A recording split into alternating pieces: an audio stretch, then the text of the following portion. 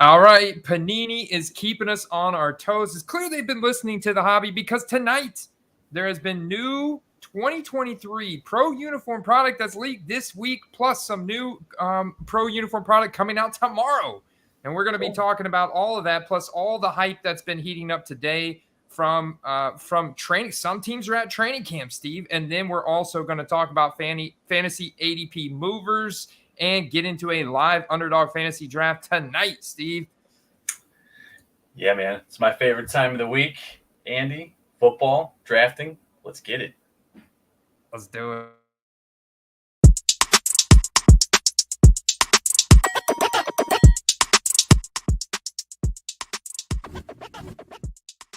I got to play. It's a guy that we both like. There's one that sold for 61 on April 27th. Damn. Free shipping. Hell yeah, man. It's not the obvious guys that win you your league. Oh, I'm on the clock. Oh, no, I got auto picked. Oh, there's one.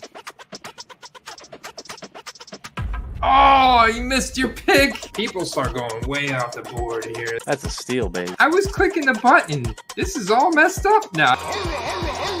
How do we get so many auto picks? 2, 1. Nailed it.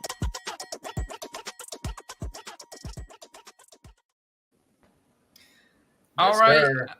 I see we got Jeremiah in the house. He said ink is dry on the Manders sale. The Commanders have new ownership led by Josh Harris. Dan Snyder is out the building. The report from what's her name? Mary Jo White, Betty Jo White, something like that. Sorry, I messed up her name. But she did a report, and she ended up finding Dan Snyder guilty of sexually harassing an employee, and also they assessed him a $60 million fine, but he is out the door. The NFL owners agreed to a $6 billion transaction. Do you think this adds some additional hype for the Commanders now? I think so. I mean, it puts them in the spotlight a hair, and you also have quite a few people that, just couldn't get on with the old regime for whatever reason. So I think it's, overall a positive. Old owners get paid, new owners get to take the team in their own direction, and complacent fans get their wish, except for still the lingering rumor that the team might need to get another name change, Andy. Yeah. And they might need it. All right.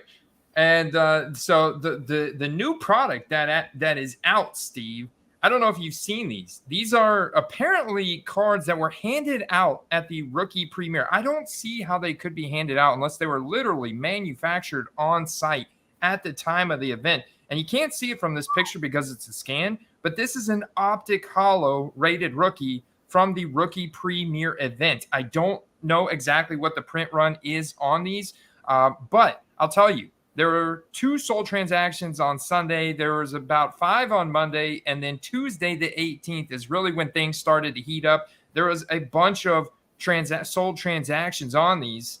And there are quite a few on here for auction ending tomorrow, Saturday, this weekend. Not a ton, though. It's not nearly as many 2023 Chronicles draft picks listings you will find, Steve.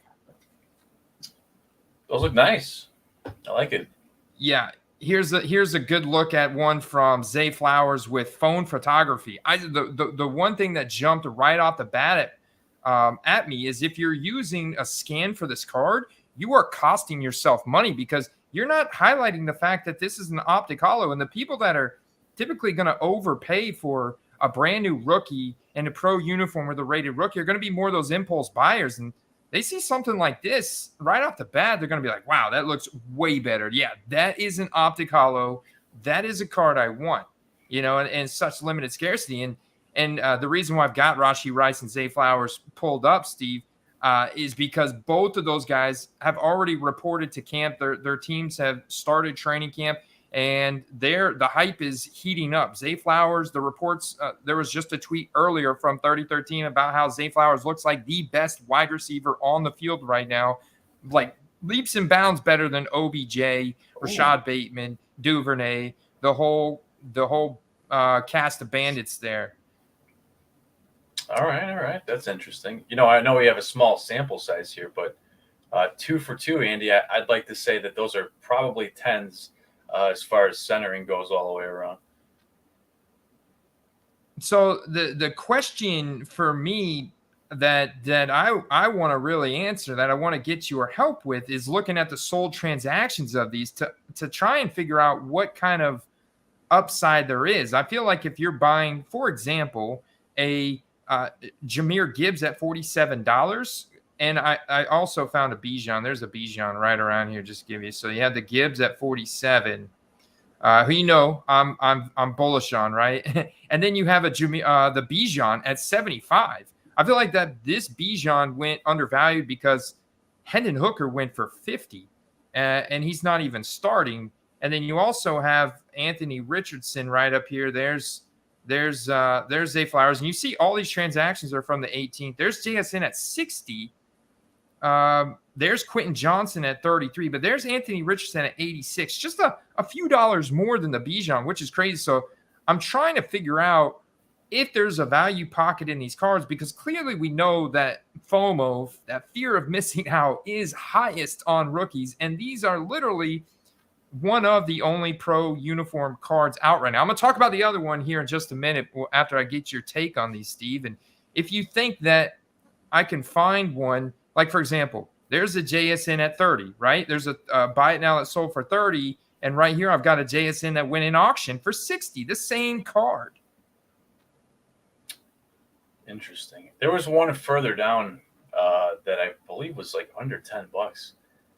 That seemed to be the only one that I didn't see who it was, but I mean, that's probably the area you should be looking. A lot of these are really hyperinflated because they just came out, but use some reverse leverage, man. Use some reverse leverage. Find the underappreciated guy that's going to pop out there, like the Marvin Mims. Perfect example. Yeah, I like the Marvin Mims play for sure. Yeah. And that's perfect example of, like, make sure you look at what the floor is. I mean, this guy's a second round draft talent that a lot of people think should have never slipped that far in the draft. And Sean Payton beat the table for him, got his guy there in the second round, but he's a lot of people's second highest graded wide receiver besides JSN coming out this year. So, I mean, there should be no scoffing at him, but I get it. The Denver Broncos team as a whole are undervalued. If you could argue that they're not, right? You could argue that they're an incredibly difficult division with the Chiefs and Chargers, and they're the third team in that division, clearly better than the Raiders. But I'm sure that's kind of what's holding Mims' values down, plus a crowded wide receiver room there with Judy and Sutton and Tim Patrick getting some hype recently. I just think, so if the floor is literally $7 to $10, if you're getting, let's say, a JSN, let's not even like the Rashee Rice, because he's way more speculative, and we know he's not going to ever supplant a Travis Kelce. So what if you were able to get a Jackson Smith-Njigba for $20 to $25, knowing that the auction just went 2 days ago for 60? Because what I'm finding, Steve, and I'm curious to watch these ending in a couple days, that these scans that don't highlight the optic hollow like this picture does, I'm wondering if these scans are going to go way lower. And the seller does have great feedback, so I mean, I'm guessing everything's going to check out there. The card appears to be in really good condition all around, so I really kind of want to get one in my hands regardless to see what it's like. But, I mean, this is new this year that they've never done before, that really, really is awesome for us trying to speculate, based on our dynasty knowledge, based on what we know of how this player did in college and the kind of depth chart that they stepped into in the draft capital and the athletic profile and the whole 9 yards. Yeah, I think it'd be important to find out how rare these really are before throwing a bunch of money at them, but they look outstanding. I really like how they look. And, what Derek said, like the Mims that we saw, some of the other guys, if you can get them for like $5 to $7, it's a very low risk play with a high ceiling. Did you hear about Jordan Addison getting pulled over at like 4 a.m. this morning in his Lamborghini, going 100? It was like 140 miles an hour in a 55 mile per hour zone in Minnesota. He blew by Chad's house so fast it blew the doors open on that place. woke him up out of a dead sleep. He had just got done doing his 3-cone. You know, he's up well before daylight practicing 3-cone. And here comes Jordan asking, well, he got pulled over, got the ticket, but I'm glad, I guess, he didn't get arrested for some kind of, you know, something more significant. He got a slap on the wrist there, but man, that's not dude, come on, man. Didn't you see what happened to Henry Ruggs kind of thing? Like, don't do that. A lot of people speculating that he won't get punished or penalized, but I don't know, man. Anything, I don't know about his state, but typically that's a felony. Typically anything in that extreme is even considered attempted murder in some states. So you got to be careful, man, to see what happens. I know that nobody was hurt, luckily, but doesn't mean we've heard the end of it. Yeah. So just kind of put a little tick next to Jordan Anderson for knucklehead factor. Check out this one. So this is another transaction from the JSN. Once again, the beautiful phone photography in a photo box there. Just, man, making that card look so good. Sold yesterday. And this is in a buy it now, $58. Originally listed at $70. So I'm like, man, if you can find this card at $20, Steve, I think if you can find this card at $20 for both JSN and potentially now Flowers too, do you think the Flowers has $40 upside on this card ending tomorrow night? Do we know right now when the full-on next Pro uniform release is going to be? Like, not tomorrow. Instant, yeah, so that's a great question, man. So there were the Panini Instant cards for sale on their website. Most of them are now sold out. There's a few of them left on here, but all the good ones really have all sold out. And this Roshan Johnson out of 5 is pretty cool. But these are paper cardstock cards. They do have a serial number typed on the back. These are specifically out of 5, but the ones last year, for example, I had. So let's go back here. All right, here's the Rashee Rice. They vary greatly too. I'll show you that in a second. But I wanted to show you some from this year that are from some right now that are from last year. You can see the print run of the Jameson Williams out of $9.95, the one of Brian Robinson out of $8.16. So they have this print run typed on the back here, Steve. Just 1 out of $9.95. That's going to be like that on every single one. They printed so many based on a small window, based on how many they sold. That's how many they printed.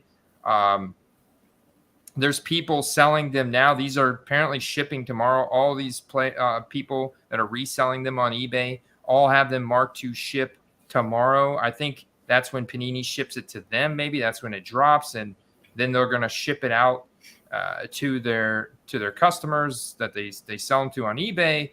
But there's also a lot, dude, for Rashee Rice, for example, today that have sold at $20. And I'm like, is there upside in buying this card at $20? I don't know, man. Especially when you look at the other Optic Hollows out. And then you do have Donruss Elite, your pen pals, your turn of the century, some pro uniform stuff coming out like mid-August. Well, here's the thing. I don't know that those cards have gotten the respect they deserve just yet. I mean, you just saw the Jameson for $2, from last year. Yeah, he's a receiver, so yeah, you're not going to be able to compare him to Bryce Young. But even the Kenny Pickett, dude, there's a Kenny Pickett one with the same print run out of 1,000 that is selling for just $15. It did sell for $15. I found a sold transaction on it. Sold for $15. So I think, people are trying to spend a little bit more because there's really nothing else available. But, as soon as Donruss comes out, as soon as Absolute comes out, as soon as, Domino Effect and all the other sets come out, these cards are going to kind of just go by the wayside a bit. Unless one of these guys is the next, ascending QB like the Burrow, Herbert, Hurts, etc. The odds of these having staying power is pretty low. Yeah, I agree. It's also important to note a major takeaway from this for me is that college uniform cards have been devalued further earlier on in the process. So, when in years past, I think the draft pick sets, like the Mosaic draft picks that I see they're releasing now, select draft picks, the Chronicles draft picks, would do better. Now I don't think they're going to do as good when you have stuff like this out. And especially when then you have Donruss Elite and other pro uniform sets following suit shortly after this in the middle of August. I think they're going to do okay, but now it just means you have to target things that are even more scarce if from those sets to get equivalent value out of the pro uniform stuff. I think these are good buys in like a month or two when some of the main sets start rolling out. I bought when the Burrows were out and the Herberts were out. I bought a load of those. Moved them when they went to the Super Bowl, and I did the same in the off season with Justin Fields, and I bought a lot of Panini Instant cards for super cheap. That already they're probably triple what I bought them for, and I haven't moved them yet. So, I mean, unless this is like, hey, you know what? I have expendable money. I don't care what the value is. I just want it on my desk right now. By all means, go for it. But if you think that you're going to buy one of these and make something on it right away, I don't think so. This is what's crazy about this product. It's a roller coaster because you have a combination of rookies and new product. Look at this, $4.95. This is the same CJ Stroud right here. Look, he's already got a print run notate out of 2,359. Looks like this guy may potentially have this card in hand already. Yeah, this guy clearly has this card in hand. So you can see that 2,359 on the back. This Griffey 3 here has got a ton of feedback. But if you go back, Steve, okay, so note this one that sold today for $5. And we're going to scroll up just a little bit here. We're also going to find one. Oh, maybe it's both of them combined? That was weird because this guy put Bryce, first look, Bryce Young plus CJ Stroud, which is weird. Yep. That's like a very shady Oh, it's the same guy. It's the Griffey guy, but I don't see a Bryce Young on here. It looks like, I could be wrong, but 17? quantity 17. Oh, that's odd. That's a strange listing, huh?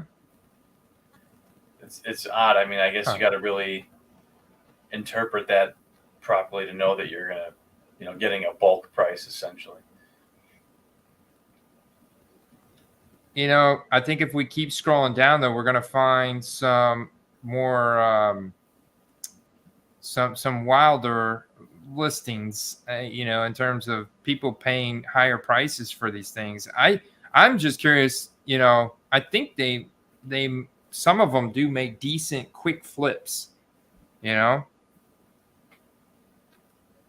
think the thing is that if you're like one of the first guys holding these, like there's no market, right? There's no comps, whatever they get sold for are what the comps will be based off of. So, if you have a couple of them selling for $5, they might be the only ones that sell for $5. And the next round they'll go for $8 to $10. And once those are gone, they may go for $20. So I think with them all being like 2 days ago, it's too quick to say, but it's a little too volatile for me. Yeah, little too volatile, man. So have you been doing a lot of drafting since the last time we were on air? Yeah. Over the weekend, I did quite a few, and then so far in this new week, I haven't really done a lot. I started a couple slows this morning on Underdog, since that's all that's there regarding to the puppy drafts. But I do want to do a couple more weekly winners. I know that there's not a lot of, well, I won't say not a lot. I know there's a couple people that don't really care for those in the Discord and in the chat, but you can win, man. And you can win once and you can win multiple times. Got Dominic Fowler in the house. That was the other little bit of news today. Denzel Mims traded to the Detroit Lions for a conditional 7th round pick. So this is how they get their pick. He's got to make the roster. He's got to make the 53-man roster. If he doesn't, then they don't get their pick. That's how. I mean, it's like, dude. So once again, the Lions have picked up somebody absolutely free here. It reminds me of the Eagles. It's kind of like an Eagles play. So we'll see if he makes the roster. Dominic's actually thinking about picking up some Josh Reynolds autos here, a deep cut. Man, it's hard for me to look beyond. Like, I'm curious to see what Josh Reynolds prices are at for a nice, like, really scarce card. I mean, he's a decent player.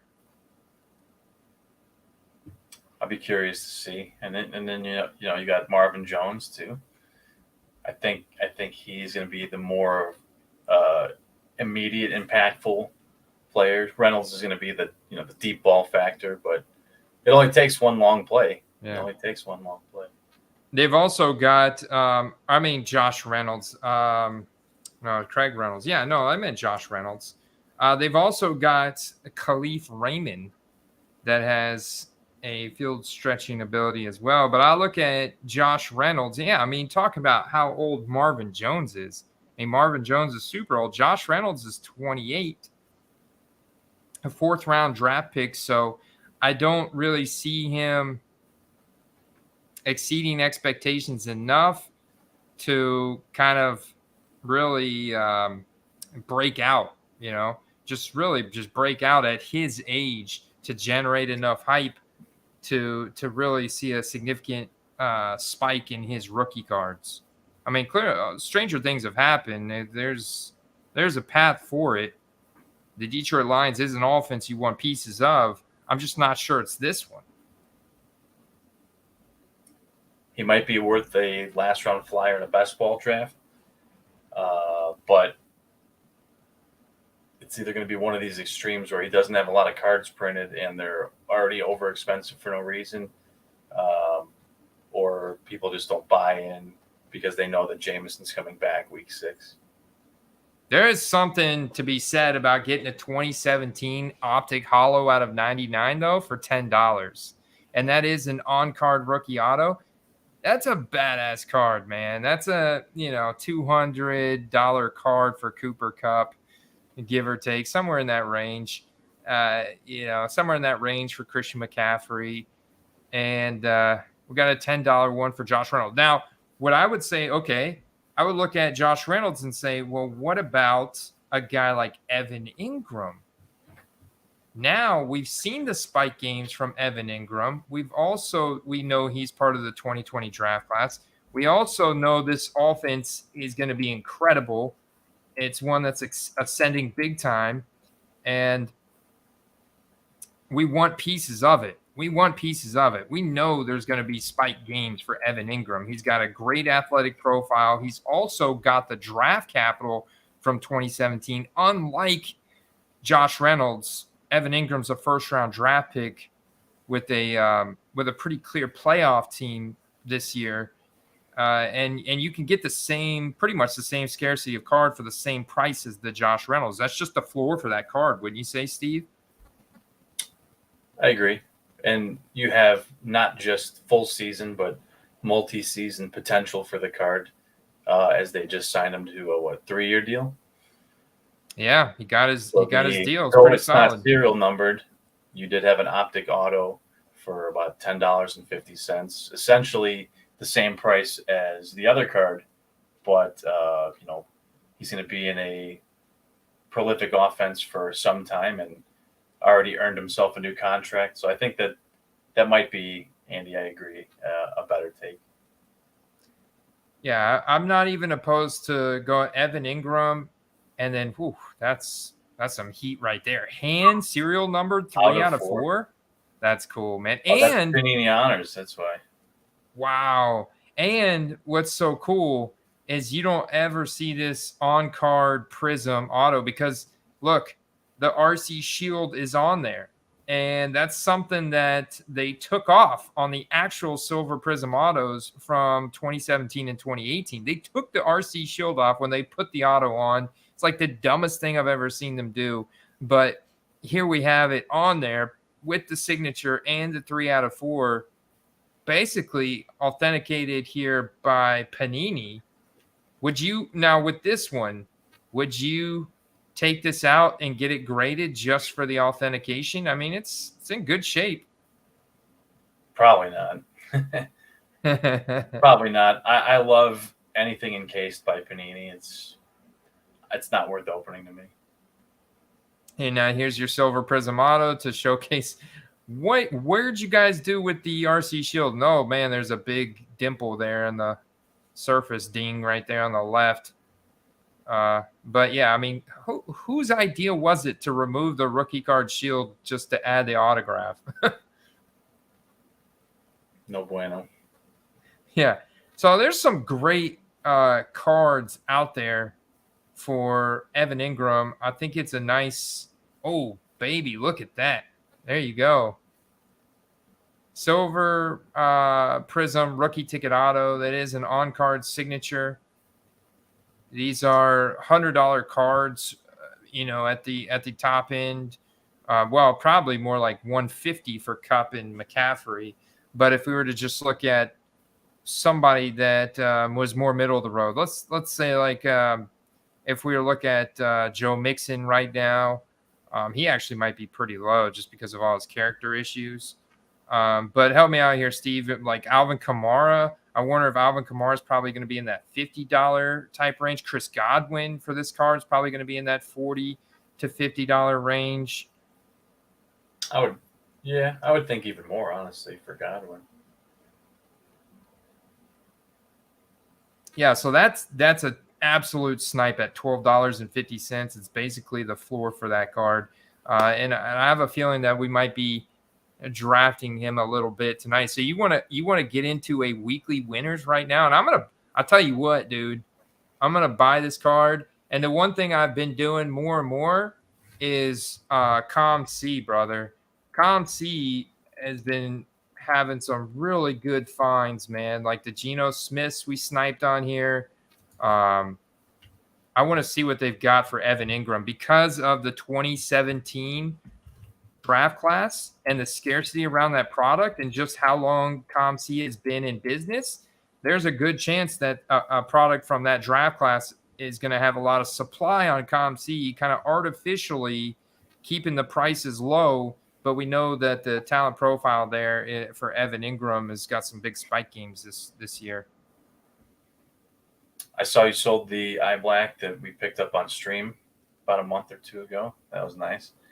The nice thing about ComC is you can buy the card. I mean, I've probably, I don't know what the number is. I maybe have 200-300 cards on there, but I'll log in every once in a while and I'm like, hey, look, money. You'll just, pick up something and, have it, put on there, especially if you're buying through eBay. You can have it put right on the ComC into your account and not have to worry about nothing. Somebody buys it, they get it, and you don't have to worry about shipping it or none of that. Look at that. There's the Silver Prism rookie ticket autos starting at $8.75. Got a guy with 49% off here looking to move a card. I mean, bingo, guys. Then they go up to $15 and there's only 6. So this is the perfect, like, you don't even need to make an offer. I'll let you guys get that one. The $9.99. I mean, I'll make an offer, but I think at $9.99 still is extremely reasonable.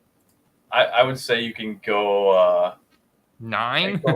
Go like 8.75 or 9. I looked on 130 while you were talking, and there's a 9.75 on June 29th. There's actually a 6 on June 28th, which is just wild to me. There's a 15, a 10, a 20, and a 9.38. So, the cascade is a little slower on a player that's been in the league a little bit longer, but all it's going to take is a little bit of a repeat performance to get people, get their confidence back in the guy. I saw Chad scared to buy tight ends. Don't be scared to buy tight ends, man. They are very involved in the pass game now. I agreed 100%. They're going to spread the ball around a lot. Trevor Lawrence has a high game intelligence. It's been rapidly progressing from year to year, and now he's in the spot where he needs to be with Doug freaking Peterson. So it's wheels up. He's going to have those spike games, and it's a high possibility could be quite relevant in the playoffs. He could easily finish a top 5 tight end. It's in his range of outcomes. In that case, the scarcity, and you combine that with the prices and scarcity of 2017 product, there's easy upside there because, even if we were to go look at, well, you can't do it for like Kyle Pitts and something like that, but I'm thinking of even TJ Hawkinson, right? 2019 draft class. Still some pretty decent scarcity there, but he's going to have more than Evan Ingram, both for first round draft capital. So if we find a guy like a tight end from 2020, maybe we go look at Cole Kmet and then look at how many Silver Prism rookie, because he's a deep cut. He's a deep cut from 2020. Would you consider Kmet? I mean, you follow his sold market. He does have significant potential and upside with Justin Fields and them running, that Lamar Jackson style of run pass offense. So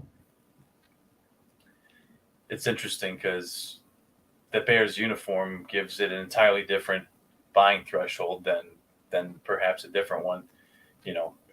Did he have a great year last year? He had a good year last year, and he finally started looking like the guy that they drafted him to be.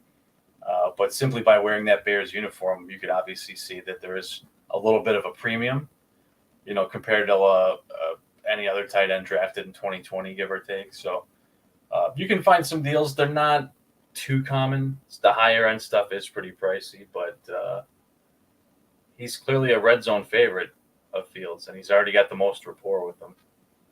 Is this an error by ComC, or am I seeing this right? They put quantity made 250. They made it look like look, they made it look like the Panini Contenders base rookie ticket auto. This doesn't have the little V on the back. This doesn't have a serial number on it. It simply is just the base rookie ticket auto. Now, we do know it's a short print insert within Contenders, but it looks like ComC is claiming that it has a print run of 250 on here. This is pretty bold. I think there's multiple versions. If you go back, there may be a photo variation. There is. And it also will have the little helmet there, and it'll have the little V on the back inside the little football. Typically, those go for more. All right, here's the optic. And see, isn't that crazy? You guys just saw the optics Evan Ingram's. Now, there's a big difference in fan base size between Chicago and Jacksonville. So that's definitely had an effect. But check this out. There's only 2 on here, and this is base optic. And they start at $14.25 to $25. So buying the Evan Ingram silvers at 10, it's just because the ComC has been around for probably like 15 years now, like 15 to 20 years. And they've got an integration with eBay. So they've been able to have a very sustainable business model. And they do charge an overhead if you go to cash money out. And they also charge like a couple cents per card for them to have them stored and everything like this and that. They've got a very good business model, and they've got the software integration with the largest marketplace in the world. So people have been submitting to them going back to 2010 or whatever since they've started. So it's like, to have 6 of those 2017, that's just because they were from a different time period, And I think that's a value pocket, Steve. Absolutely. And if you look at the going back to the Komets, like the average price that I've found for buy it now is on eBay for the even the base rookie ticket's about $20. So 14 is pretty solid, especially when you could find potentially a buy it now button on there, or excuse me, a make an offer button.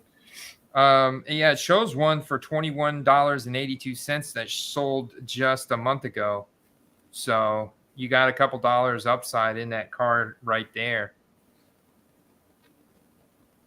So great exercise to run through there. Let me see. Time for 3 code drill. Quick, Steve. Drop. Get your knees all warmed up for the national, man. I don't want anyone tearing any ACLs in the 3 cone in the parking lot. We got Rage in the house. Let's do it. Bryce Young card, a mini. You know, it's John, Papa John in the house. What's good, man? it's Go ahead, Steve. worth noting, just a random tip for eBay. I've had a lot of hits on a couple specific cards lately. A lot of people asking questions and trying to talk me down and saying that they can find one cheaper, blah, blah, blah. But if you have your set price and you know what you can get for it, you don't have to feel obligated to adjust it for anyone else. And they'll say, oh, there's one cheaper on this site. There's one cheaper on this site. Trust me, I looked. There's not. So always check for yourself if you're contemplating a deal somebody sends you. The other is when he mentioned the optic preview, it's worth noting that if you have an optic preview, know that you have an optic preview and know that someone may be trying to comp a base pink parallel to what you have and was trying to lowball you. So it's important to know what you have. Say what? That's crazy, man.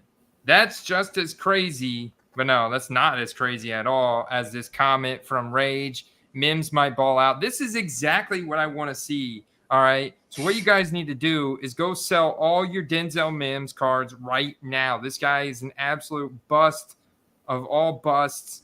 If I've ever seen a bust, he's a bust. Like, this is the one little spike this is the final hype spike of his career. They traded him for a 7th round conditional pick. Like, he may not even make the roster. They were going to release him and he was going to walk the streets. I mean, he was about to start he was about to become a taste tester for the local newspaper there. He didn't know what else to do, man. So it's one of those things where it's like, dude, you got to sell him now, right? Are you with me there, Steve? Yeah, I agree. I mean, if he makes the team, cool, but unlikely. I know that when when I'm scanning consignment pages for deals and stuff like that, I have come across like he said, some maybe shorter print rookie ticket autos or optic autos out of 99 for like $1 to $3. I mean, I knew what I was getting myself into. I knew those may never move, but a guy like that, he's got the draft capital to make it to a new team, and on hype alone will generate a sale more times than not. Generate them sales, baby. Just like Andrew Perry, man, tearing it up. He's been buying Pat Freiermuth on the Pittsburgh Steelers, and that Pittsburgh Steelers brand is sick. I got to do one more evaluation on it because I've been able to pick up some Pat Freiermuth for pretty cheap. And a lot of people are like, oh, they drafted Darnell Washington in the draft. He's 6'6". I mean, dude, they want to boost up the offensive line, get more blocking. That Pat Freiermuth showed serious chemistry with Kenny Pickett and also showcased some very nice receiving ability for such a young tight end. So it's like there's a lot of upside there for Pat Freiermuth as well. They're also in a shootout division against the Bengals, Browns, and Ravens. I mean, it's going to be, I think, pretty high octane for the Steelers this year. I think they're going to kind of let Pickett air it out quite a bit. They like him, and he's gotten all the praise from anyone from Roethlisberger to former coaches there who compared him to Heath Miller, and he's a legendary Steelers tight end. They said he's a more athletic Heath Miller, which I think is for sure true. A guy that seems like he could stick around that team for the duration of his career, and just a guy that already is loved by the fans there. So. Loved by the fans, man. That's what you want to see. I mean, I'm not even a Steelers fan, Andy. I have some Muth autos, man. How can you not? Yeah, I know. Isn't that wild? We got the Muth, baby. So I'm tabbing over real quick. Let me pop the screen. If you guys are ready to draft on Underdog Fantasy, we'll get into that in a second. Blame it on Andrew Perry. We got to pull some rookie ticket auto moves here. The gold's for $350. That's pretty steep, but we'll keep looking here for a second. There's definitely certain parallels that go best with certain team colors. You could see the gold rookie ticket looks hella nice. Andy, I think the Obsidian, though pricey at the top right, is a really good choice too. You can probably find one cheaper than that. Yeah. If you look carefully enough, but I like that color. So Black far, with what I'm seeing on here, Steve, is more expensive than what I can find on eBay. And so that's the double-edged sword of ComC, or that's the other side of ComC that you can take advantage of, and that's snipe cards at shows, snipe cards off eBay, snipe cards off Instagram, Twitter, wherever, and then send them into ComC and get them listed on the site. Like if you've got a bunch of something that you notice ComC has a very low supply of, and you got your cards for way less, it makes sense to put your supply on there, doesn't it, Steve? It seems like you could take some pretty good advantage of the ecosystem here, especially with that API they have with eBay to where your listings also show up on eBay. Man, getting quite a few eyeballs. Yeah, and don't forget that if you have ComC and you shop on ComC's eBay page, that you contact them via DM through eBay about linking up your account. That way, anything you win off of eBay will be ported directly into your ComC account. It's crazy though, man. The Silver Prism rookie ticket auto, that's $10 for Evan Ingram. On here is $35. I mean, it's just wild. And so yeah, I guess it depends player by player. But you also have a lot more FOMO there with Freiermuth and that brand that we talked about. Maybe the pocket's over. This is very interesting to see how much the football card market has really heated up over the past couple weeks, man. You know, you have, and I think, like I said, a lot of times with the guys that kind of blossom later in their career, it takes a bit more to get people reinvested in them because you kind of already think you know what their hypothetical ceiling is versus, you know, a guy like Freiermuth only has played 2 years. And as we know, a lot of times with tight ends, they tend to come on in that third and fourth year. And that's kind of the pinnacle after that. I'm also now not looking at any DC Sports 87 auctions anymore. And this is a prime example. It's not anything they've done wrong to me or anything like that. It's just for the fact that there's a lot of people, I think, have them saved as a favorite seller. And there's like a lot of people scanning their auctions every week now. And look at this. I mean, this is the same exact serial number. It's a rookie ticket auto stub out of 88 for Pat Freiermuth that went on DC 87 yesterday or 2 days ago for 43, and then one that went yesterday for just $29. I mean, that's a big difference, man. And this one's sealed. Well, they're both sealed, so they're it's literally like this should be the same price. Let's look and see when this auction ended. 8:37 p.m. That's not a bad time to end an auction. That's not terrible. The 1 day difference, I think it's the DC Sports 87. They're just getting a lot more eyeballs these days. You have more bids, true. I mean, you could argue that the picture's better too, which is always the case with their page, but could be the number of sales the first seller had as well. But I wouldn't say that's like a universal truth with them. I buy a lot from them. I've bought a lot from them over the past 2 years, and for every card that goes, you know, over comps or near other comps, there's plenty that go under too. So. Yeah, man. Nah, man. That is a beautiful thing, including, here we go, man, base rookie ticket auto with the Panini seal one for $10 in a buy it now, and the other one's $17.50 in auction. This was just 4 days ago. So, That's I mean, so he's nice. Yeah, that's so nice, man. And especially when you look at what they could have won out of. Wow. I mean, opportunity there to put some Pat Freiermuth on ComC if you want to store them there. But definitely sniping them on eBay is the way to go for those rookie auto Pat Freiermuths. That purple pulsar was nice. I know it's not a color match, but all right, Steve, it is time. Right when it's time to draft, Steve's disconnected.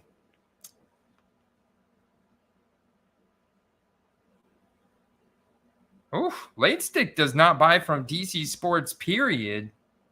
several issues with them. I would love to find out. DM me in Discord. I'm curious to hear what your issues have been with them. Hey, welcome back, Steve. Somebody was saying about their pictures being wrong. So for those that don't know, that consignment page has grown so much over the past couple of years that they presumably have had to hire a lot of employees, and there's been a couple recent listings that they posted the back of the card first and then the front of the card second. So if you were just scanning down their page, you saw the back of the card, which in many cases probably hurt the odds of that card selling, or at least selling for what it should. Yeah, for sure. Yeah, okay, that's important. Yeah, definitely want to have that front. Dude, Jeremiah is literally over there like sloshing beers. He's double fisted, man. Jeremiah has been so pumped tonight over the death, the social death of Dan Schneider and the Washington Commanders. He's got new ownership. Dan Schneider got the $60 million bill today. We're about to hop into a best ball mania for Steve. $3 million to first place. That is a fantasy football team that we're going to draft right now for $25. And the great thing is, if you're new, don't worry. There's no start sit decisions, no waiver wire adjustments, nothing. You just draft the team and then watch it accumulate points throughout the season. You can even draft a team against us right now. We're going to talk about more news. Also do some sniping during the draft, Steve. Promo code QUEST gets you an instant 100% deposit bonus up to $100. You literally get eight tickets into this tournament, potentially 7. Well, if you put in 100, you get 100. So you could buy 4 tickets to the tournament, get another 4 tickets for free. That's hard to beat, Steve. Yeah, for sure. And if you're new to this, and the 25 primary contest of Best Ball Mania is too rich for your blood, give it a week. They'll have another 4, 7, or other dollar format coming back out soon. Oh, yeah, they absolutely will. I feel they'll have a $3 Superflex one coming out next week. We'll be doing that. We draft against each other, but then ultimately we have that chance to win $3 million at the end of the year. It's so much fun. And then we get to look at the ADPs, where players go in this draft, and kind of get an idea of how hyped they are. We just got all kinds of news today. Jordan Addison, the Zay Flowers, the Rashee Rice, the Mims. He might actually end up getting drafted in the last round in this thing. And we can kind of look at that and see how it correlates to the card market and talk about those values and how they correlate over. It's countdown time, baby. Hey, Steve, I'm going to grab a bottle of water right here. Count us down from like 5. I'll be back in 5. All right. I don't want to count it down too fast, and Andy won't get in this draft. But guys, get your trigger finger ready so we can get going. Andy, you back? You ready for this? Ready for this? I could hear you. I was waiting for the countdown. All right, no, yeah, I'm ready. I didn't know. All right, let's get it going here in 5, 4, 3, 2, 1. Enter. Yes.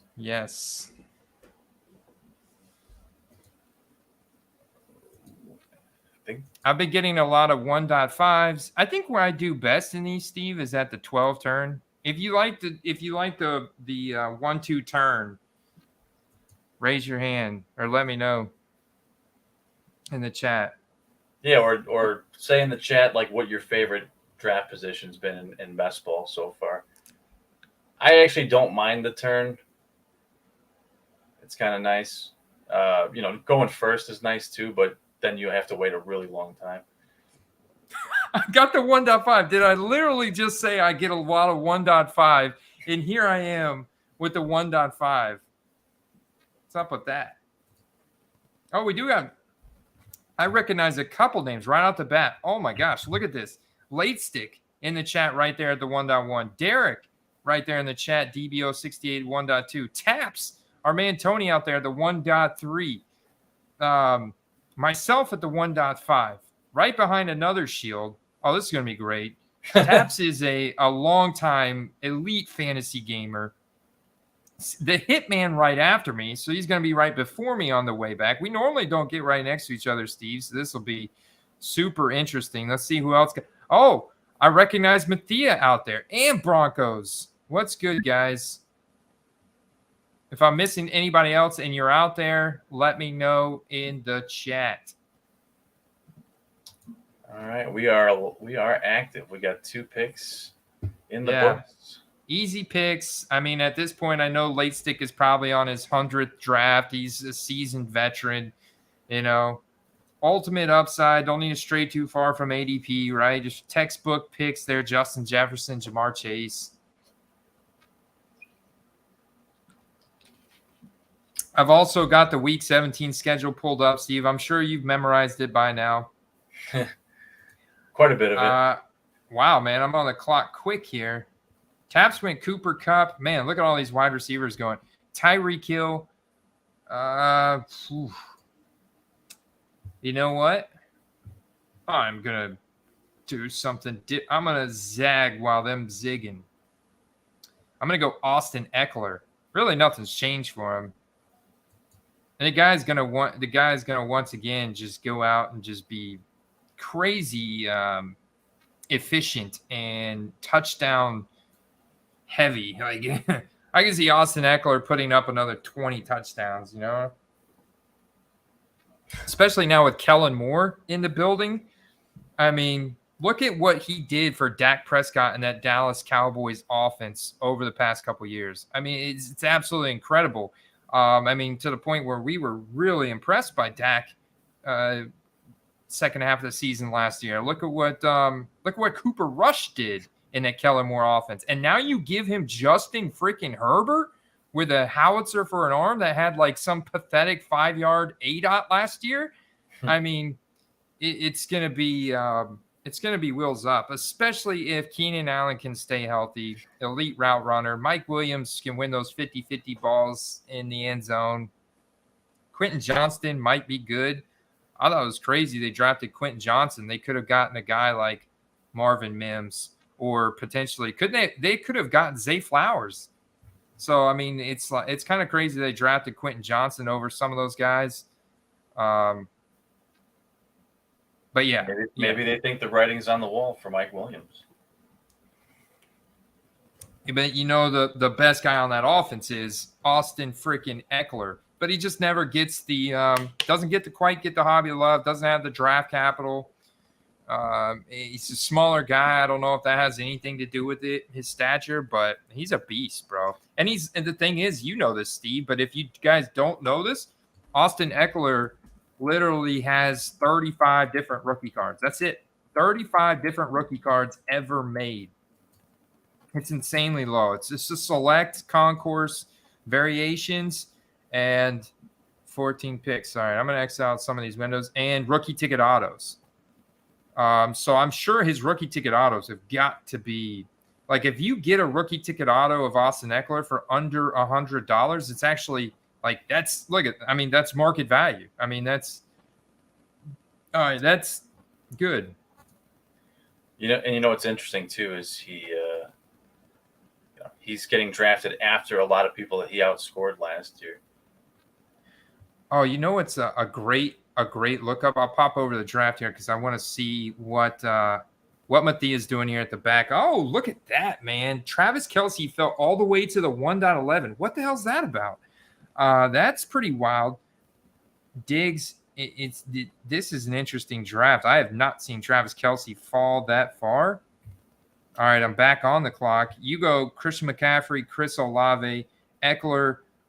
Quick, who do the Chargers play in Week 17? I don't have time for that, do I? Denver. I forget. Denver? I'm going to end up with Saquon Barkley, but I'll pick him anyways, so it's not an auto pick. And that's not really, I guess, who I really should have gotten. But especially with him holding out, holding in, I don't know what he's doing there, but they got to get his contract right, you know?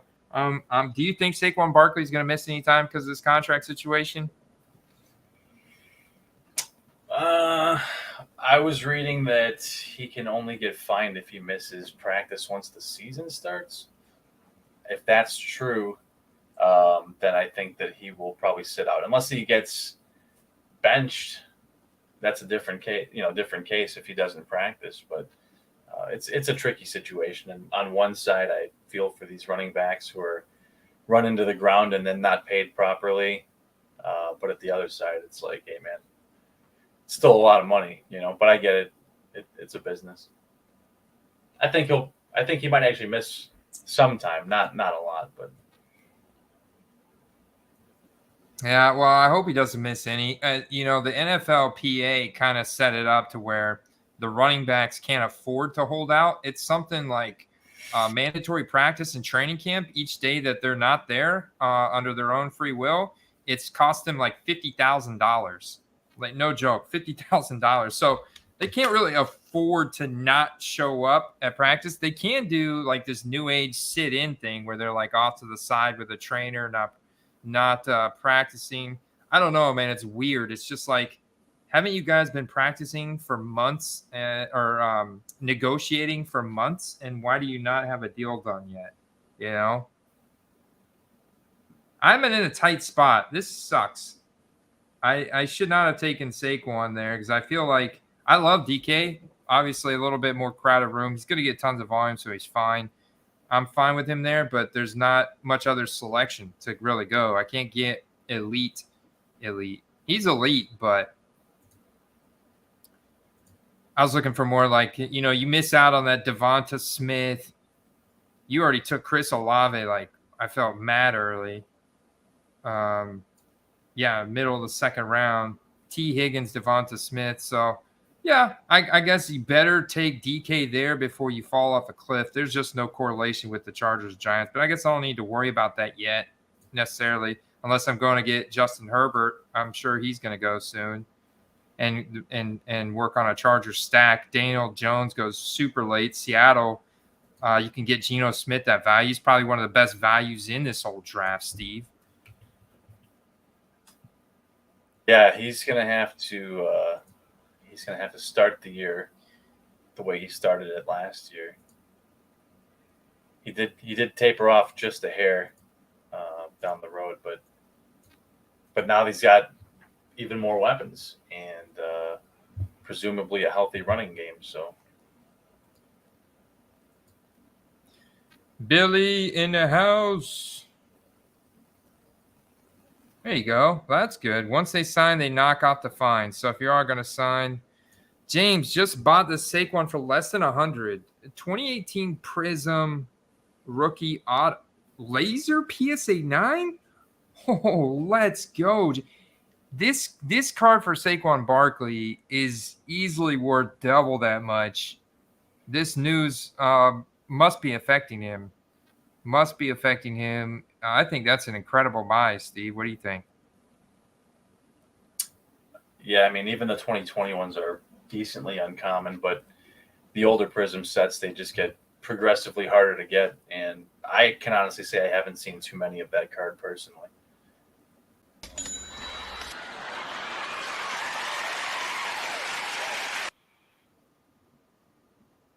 No, I'm not gonna. The reason why I don't take Josh Allen there, Thundering, is because I don't have I didn't take Diggs, and I don't want to spend that high of a price tag on Josh Allen when, in my eyes, Justin Herbert has just as much upside as Josh Allen. I can get him 2 rounds later, and I can get a clearly better wide receiver in DK Metcalf. DK Metcalf, to me, I think he's going to have a better year, and he's got potential better weeks than any of the guys that go after him. So, yeah, I'm when I can get the same points from Herbert 2 rounds later, I just gotta consider positional scarcity. And we've already had how many? 4, 7, 8, 9, 10, 11, 12, 13, 14 wide receivers before my pick at the 3.5. We were already in, according to ADP, in wide receiver 2 territory before I'd even picked my first wide receiver. So to get a quarterback there, I think would have been a death sentence for me. My boy, got to reach here. I'm not going for Tampa volume or Tennessee volume. I'm going for Christian Kirk, Jacksonville Jaguars volume, baby. Let's go. Nice.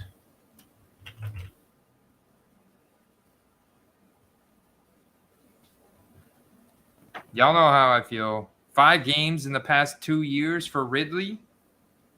I mean, it does make sense to have some exposure because, like Carter said, wide receiver is a different position than quarterback.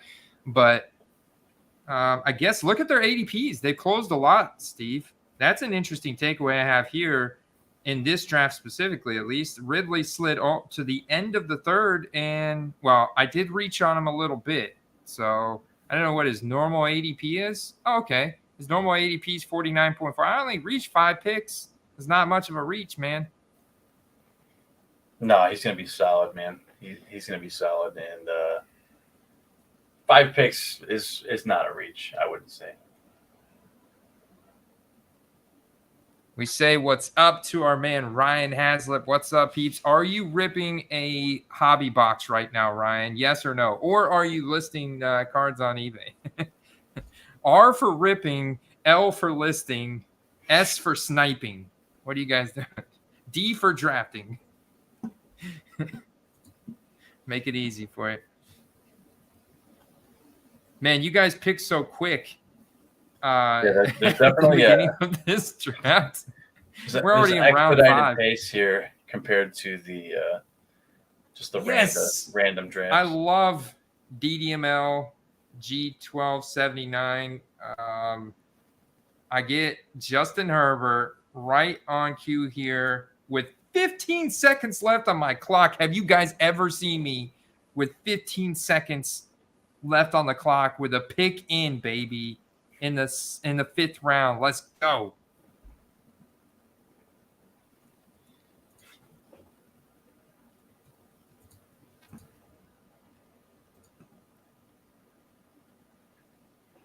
Lastik's going for Cousin. Right now, we're all like synced up. Nobody's really. Ryan says, "Oh yeah, I forget you're in a different time zone." Ryan's getting ready to go to the store, so he might be picking up some product to rip. We'll probably still be on when you come back too. Must be nice, man. I can't even go to adjacent states and find product usually. You know, for the first time, like I'm so singles focused, I guess I went to Target. When was it? It was just earlier this week. I was in a rush though, too, as I went during the week and I was doing like 4 things at once. I don't know if you noticed, Steve, I've been putting out a video every day this week, brother. We're going through our flag plants and stuff, and man, I'm getting so excited about the national. But I went to Target the other day to get some Pokemon cards for my son and daughter to have something to do because it's been raining all day, every day here, like all week. And I didn't even look to see if they had football cards there. I didn't even look, but also I'm so focused, and especially I'm just like not into the ultra modern product. And I've even still got this 2022 hobby box here, or retail hobby box of Optic that I haven't ripped. This would probably be burning a hole in some, making some people just itch with that thing sitting over there sealed, looking at it every day. No, for sure. I've got a couple unopened boxes here, and it's not easy, man. I was looking at them this morning, and I was like,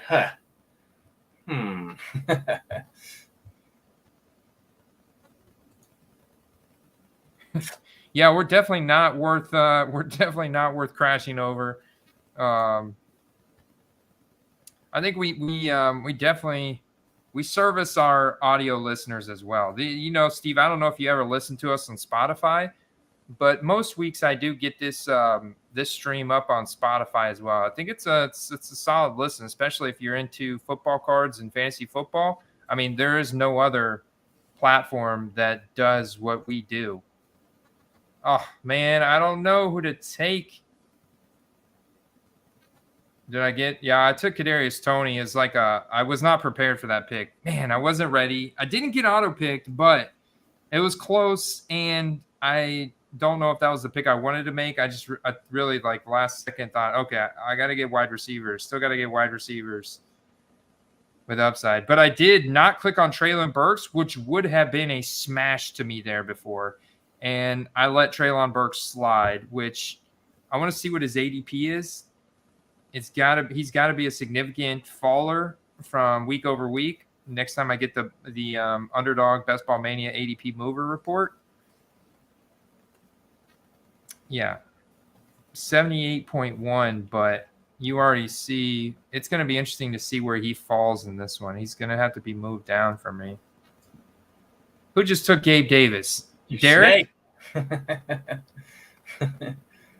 Derek took, I think Gabe Davis ADP is slightly creeping up a little bit. I mean, a lot of people are going to lean on the fact that Gabe Davis had a sprained ankle for quite a few games last year. And they're going to say, and then you combine the fact that Josh Allen hurt his elbow.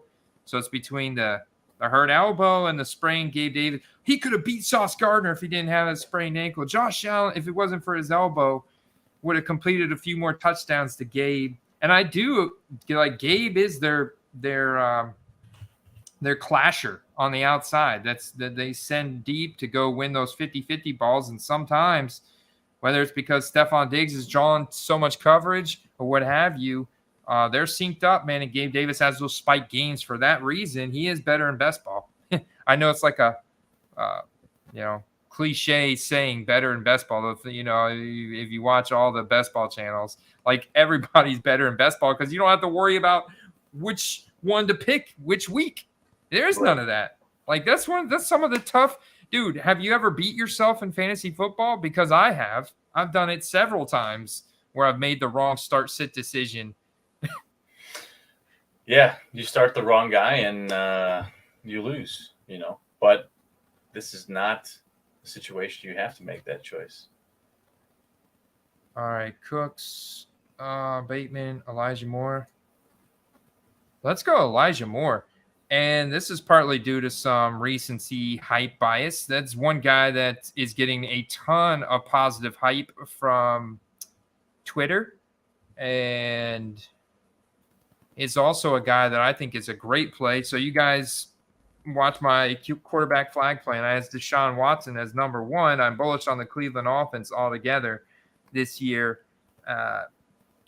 And I know Deshaun Watson's going to bring at least 1 to 2 pass catchers along with him, as well as Nick Chubb is going to eat. So let me look at my bookmarks.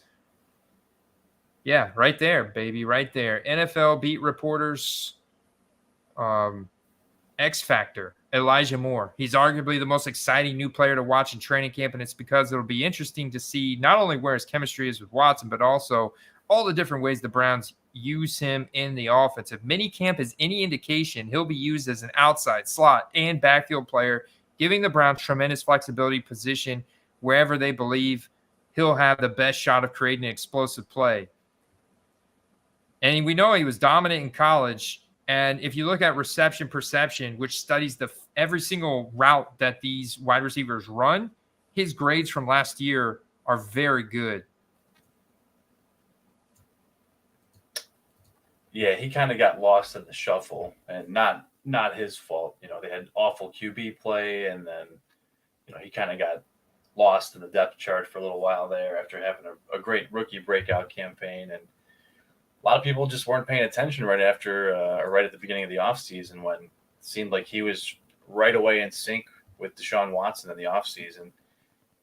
And they haven't really echoed that and repeated it a lot. So if you caught it early on, great. I did buy a bunch of rookie ticket autos, but there's still time because that hasn't been like mainstream just yet.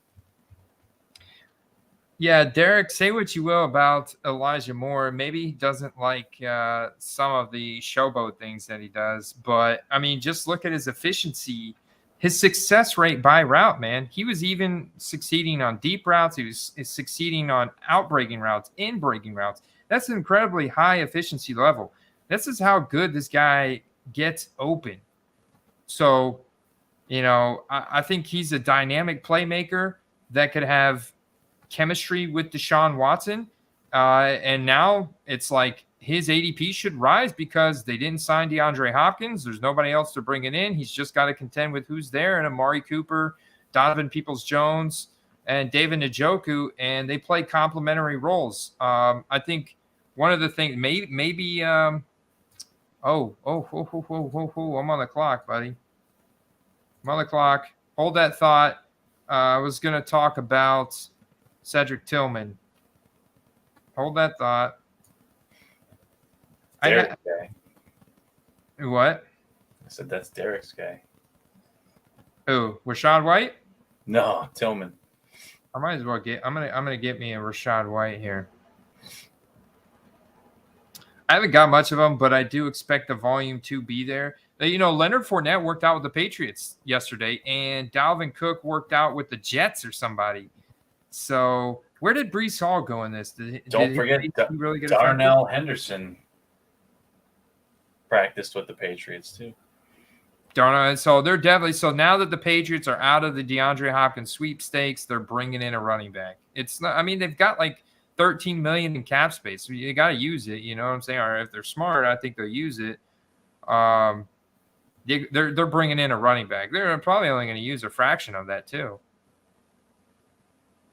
But yeah, Breece Hall now in 33. I don't know if that's been his ADP or if he moved. Yeah, 30. So he did slide 3 picks.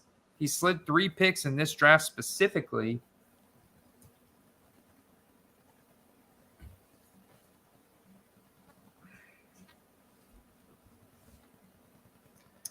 It's interesting, Andy. I don't know if you noticed, anytime you do any of these lives with the community, the drafts are way different than if you just do them live and random. Like some of the guys in the community all have certain guys they like and may take them slightly ahead of maybe other guys. So you might think a guy's coming to you and then bam, he's gone. And bam, I'm back on the clock. Look at that, man. Snuck up on me, but I caught it. Okay. Where? Yeah, not much here. Really like I don't have any Pat Freiermuth, so I'm kind of let's go with him. Just talking about him before the draft, kind of fill out the tight end spot. I guess a little bit of a reach there. Could have also gotten a Njoku, but I don't know. Am I past the Deshaun? Yeah, I'm out of the Deshaun Watson sweepstakes. Where did he ended up going in here? Just all like, right, right after Trevor Lawrence. Picks ago. Yeah, Broncos. Right after Trevor Lawrence. So Broncos. Let's check in on Broncos, Rogers, because they're in my favorite spot. I love the 1-2 turn there. Get that double tap. Garrett Wilson, Amon-Ra St. Brown. Nice start. Keenan Allen, Jerry Jeudy. Oh, you gotta love that start, man. You gotta love that start. Billy's saying that best balls for rookies because he finished ahead of the hosts. Well, we didn't just do one entry. You fill out. I mean, we probably did 20 entries, and they're not all going to be the same. Some of them you take greater risks on, and some you don't. So. Is he bragging that he beat me in a best ball league last year? We're gonna need screenshots. Billy, we're gonna need screenshots for proof. How many drafts did you do, Billy?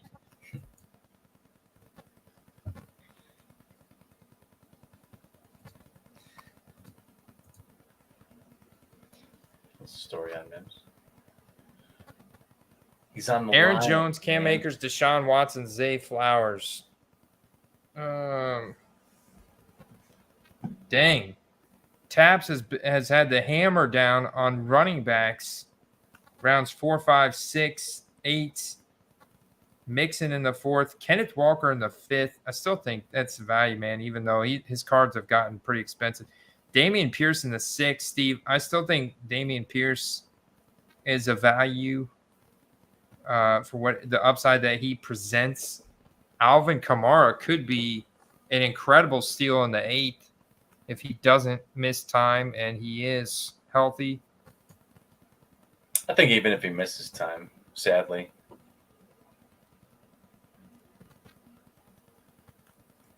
Billy must missed the earlier part of the show. He said, "What's the story on Mims?"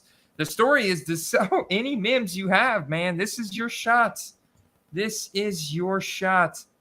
Sell your Denzel Mims for anything you can. Break even. Sell them at a 25% loss. This is your chance.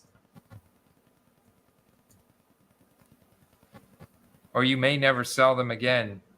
And they'll end up on your wall like Roberto Aguayo, rookie ticket auto out of 10 I have on my wall that someone gave me. The man is a kicker for your home team, though. Why would you want to get rid of that? He was the worst kicker we've ever had, especially when you factor in the draft capital spent on him. And that's what Denzel Mims is, but for the wide receiver position.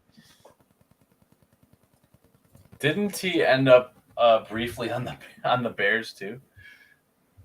He did end up on a second team. I do not remember which it was.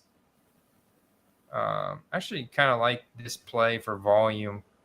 I think Juju, he's decent. He's decent efficiency, especially like on short routes. But volume of targets, I think, could be really high for Juju with them trading Jacoby Myers and not bringing in Hopkins. We could be looking at some pretty significant volume in a pass-heavy offense this year in New England. I still think their writing is all over the wall for them to be super pass-heavy this year. Did you see? There's a little bit of a beef between the owner and Belichick. I know that this goes back to like a couple years ago, but now they're saying Belichick's on the hot seat. You really believe that, Derek? Do any of you guys? I know Billy's a Patriots fan as well. Do you guys? I believe it. You believe it, huh? It kind of all started with the Brady thing, and then it went to the Garoppolo thing, and now the big divide is the Bailey Zappi Mac Jones thing. Believe it or not, because Belichick does not like Mac Jones, but the big brass, Robert Kraft and all of them are sold on him.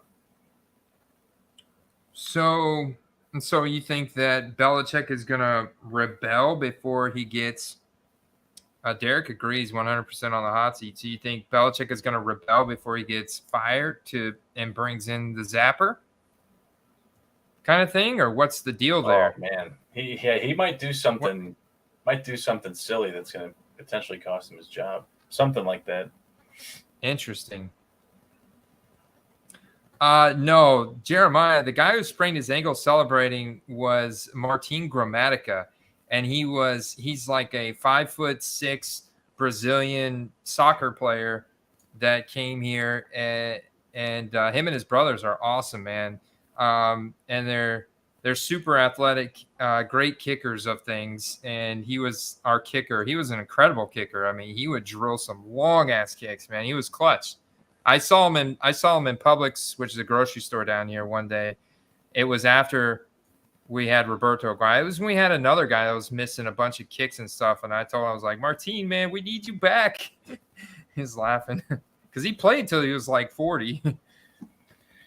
It's the beauty of the kicking position. I think I'm going to go Mooney here for a spike game. I'm not opposed to that at all. I have not done great. The thing I've not done great about, I guess, in this format is like doing bringbacks.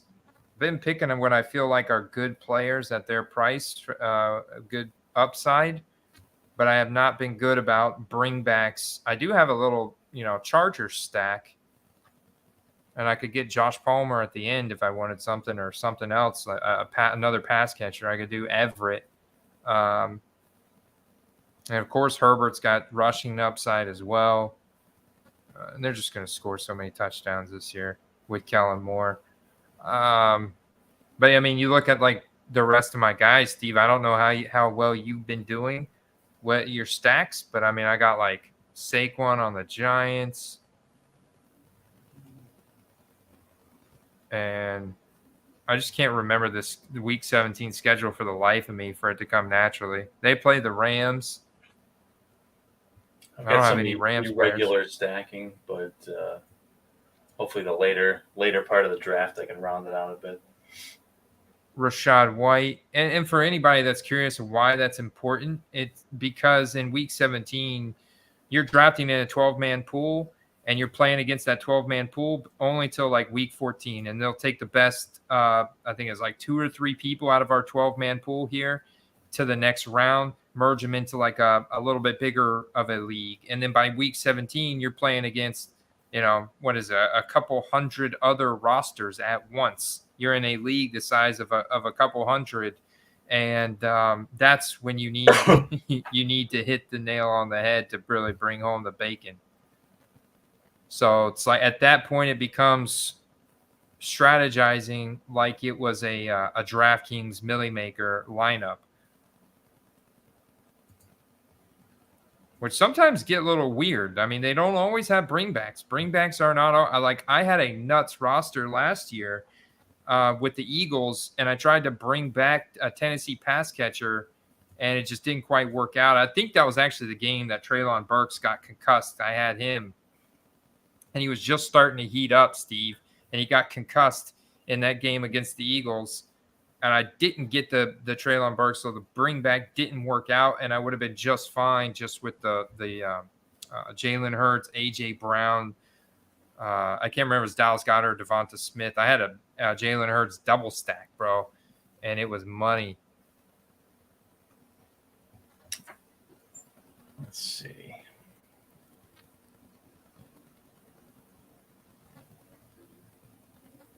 Who you gonna take? You got 4 running backs in the past 5 rounds. Did squeeze my guy Sky Moore in there. Look at you at 102. And now is that before Rashee Rice? You did, my man. Look at you, Steve. All right, I see you. Yeah. Why people are trying to get those instant Rashee Rices, I'm gonna pivot and get those Sky Moores. I'm with you. I am with you. Uh-oh. What do I do? Shoot. Start up. Kendre it is. You know what? Right. I think New Orleans is playing Tampa Bay. Did I get that right? Yep. Yes. Let's go, baby. Some correlation, man. Got the running game. Week 17, Tampa Bay, New Orleans. Maybe. Well, maybe running game. We'll see how much of a role Kendre Miller has with Alvin Kamara and Jamal Williams.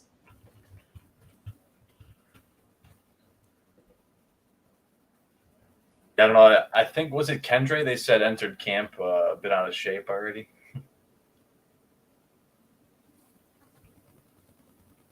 Possibly. Say that again. I was reading these comments from Derek about the advance rates and then Anani about firing Bill Belichick. So say that again, Steve. Oh, I said, wasn't that Kendre Miller? They said got to camp out of shape. Yeah. That was Kendre Miller. So, yeah, hopefully he doesn't have conditioning issues. Well, Rashee Rice threw up in his lunch, I think it was yesterday or today at training camp. But at the same time, he was seen walking down as the only wide receiver with all the Kansas City quarterbacks. So I was like, oh, look at that, But remember last year, Sky Moore was like clowning on Patrick Mahomes in the classroom, and there was rumors about them sitting next to each other, Patrick Mahomes sharing his notes and this and that. They were all buddy. I mean, I feel like Kansas City beat reporters and media are just a hype machine now. They get so much press coverage. This guy could end up being red-shirted for all we know, That's the thing, Andy. We make these little jokes about Mims and going to the Lions, but let's not forget that guy had a high draft position and is now like the butt of a joke. You could use Jalen Reagor as another example. He got taken 1 pick ahead of Justin Jefferson, and I think you could say that they career-wise are on the opposite ends of the spectrum.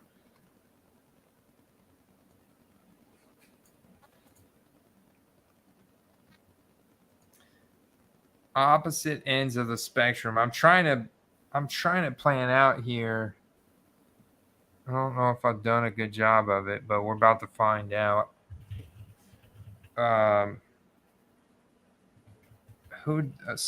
Okay, don't tell me, Steve. Seattle plays the Broncos. That's right. You already told me that. No, they don't. They play the Steelers. No, they play the Steelers. That's right. Okay. Broncos Steelers play the Chargers. Yeah. The Broncos play the Chargers. That's what you told me. Yep. No, you're right. Broncos play the Chargers. Let's see where we're at here. All right. And whoops. Gotta minimize my schedule. All right.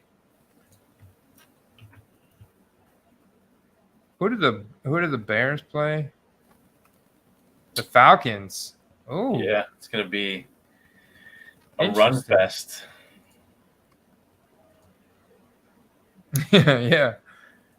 On paper, I think it's a game that's got sneaky blow up potential with how good these teams could potentially be at scoring this year. You know, you could have like a combined 400 yards rushing in that game. That's not even it seems like an exaggeration, but it might not be, honestly. And the Patriots, Bills, weather aside, that's a juicy matchup. But the weather, I guess, does have to kind of be considered there.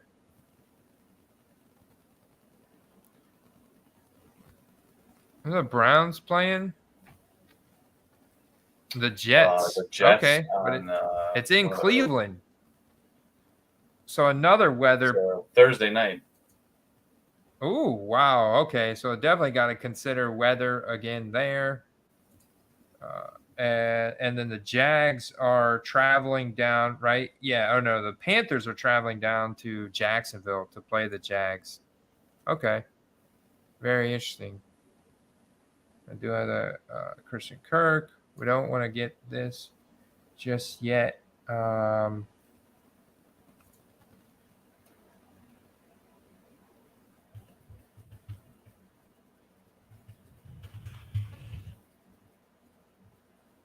I guess out of this tier, I wonder if I go. Did I get him? Bryce Young. Got it. A little bit of a reach, but I just didn't. I already had Elijah Moore. I would have gone Donovan Peoples-Jones there. So I just kind of went down a tier, and I saw. I have Mack and Ritter, but I saw Bryce Young there. Just snagged him. He'll be my little secondary quarter. I might get 3 quarterbacks, honestly, in this one. I don't think I really need 3 quarterbacks. Probably need more running back and wide receiver. I feel like the running back value will start to – those sleepers that we like are going to start to open up here. There's definitely still meat on the bone at this juncture.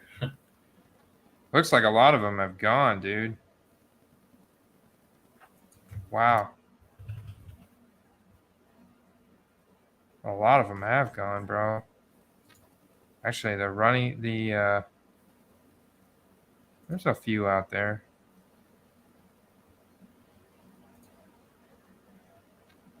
Fournette's got to sign somewhere, right? I mean, yeah, it's inevitable. Whether he gets a solidified role or not, I think, is the big question mark. Yeah.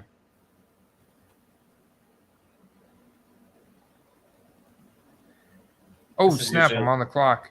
This is usually like the most, in my opinion, lucrative part of the draft because this is the probably the biggest part of the draft where your team is going to differentiate from others. Kenneth Gainwell, baby, at pick 173, 8 picks past his ADP. Why are you guys still letting him slide past his ADP? That's crazy. I just got him past his ADP of 165. Where does Swift and Penny go. Oh, Swift is what? 88. Swift's at 88. I just got Gainwell 100 picks after him. Obviously, if he's healthy, he should have some kind of role. He does have upside with his profile, but man, that guy can't stay healthy to save his life. Where'd Penny go? Close to 110 to 121. Yeah. So that's a full, there's Swift. That's a full like 2.5 rounds later. And then you have Gainwell going a full 5 rounds later after Penny, a total 7 rounds after DeAndre Swift. Just you know would be great, Andy, though, these off-injured running back, if they were to finally not get hurt, like either of them. Could you imagine? If neither one of those guys got hurt, it would be a miracle. Their running game would be insane. If both those guys were healthy and they would just absolutely smash. Harris. I'm not even praying for injuries. I just know Gainwell's the hardest working running back on that team, and he's super durable. And last year he had a role. This year he's going to have a role. He's going to be a guy that they trust way more than Swift or Penny. Like high value situation, like 5 goal line situations, it's highly likely that it's Gainwell or Boston Scott over Penny and Swift, who they got for absolutely nothing. And they're just going to use them between the 20s and use them until they get hurt. I can't even project them to start a whole season, in my opinion, with how often they're injured every year of their careers. The odds are not in their favor. So Gainwell's my guy. Gainwell is my guy. Yeah. Jared Goff. Did you see Jared Goff's my number 2 flag plant quarterback, Steve? All right.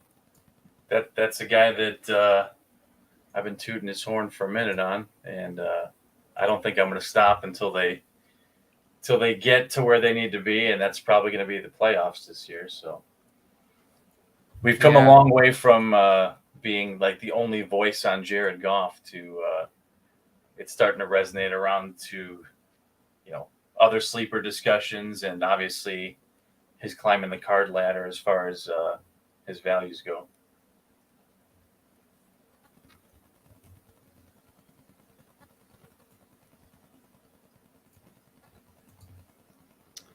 Yep. He's still undervalued compared to Derrick Henry. He's still undervalued. Like he's, obviously Dak has lost a lot of steam, but he still gets a premium, and they're about neck and neck. But on some cards, the Goff is a lot lower than even the Dak. So there's definitely a ton to squeeze out of that Goff. And it could be that your peak values on Goff are opening night. But even if you buy him now and flip him opening night and you take a nice 40% profit or something, that's fantastic. I mean, the schedule's not easy. They play the Chiefs on opening night. There's a high likelihood they start out 0-1. But at the same time, there is no game throughout the entire year, including the Super Bowl, that more people are tuned into. And that's opening Thursday night game against the defending Super Bowl champion. Everybody's fantasy team is 0-0. Everybody's bets are live. Everybody's NFL team is 0-0. So you literally have all these NFL fans and gamers and gamblers that have been waiting months and months and months for live action on TV. And we followed it for the past 2 years, Steve. I followed it for the past 3 years now, 3 seasons, where we've looked at the players that performed well in the Thursday night opening game.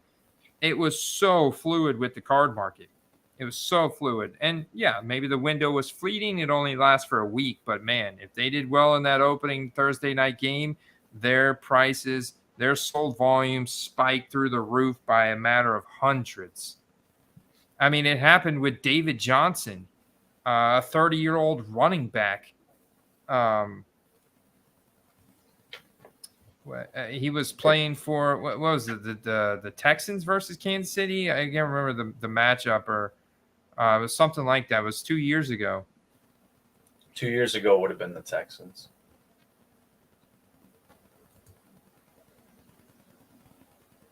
Oh, Andy, you don't know how many times this draft you've done that to me. I sniped you.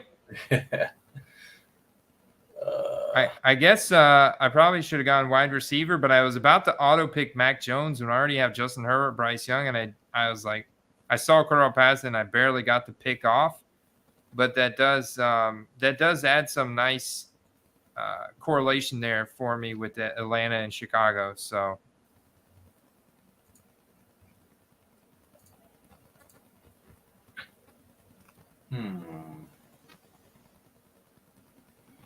Gives me a little time to think.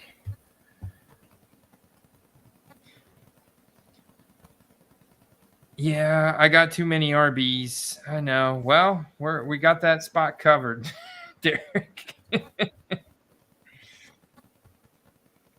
I'm definitely gonna get Palmer here.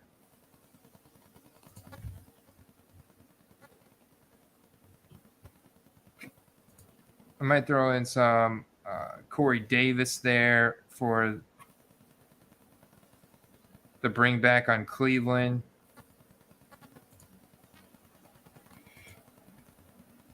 I don't know. I may go. How many rounds do we have left? 1. Oh, this is the last pick. Dadgum.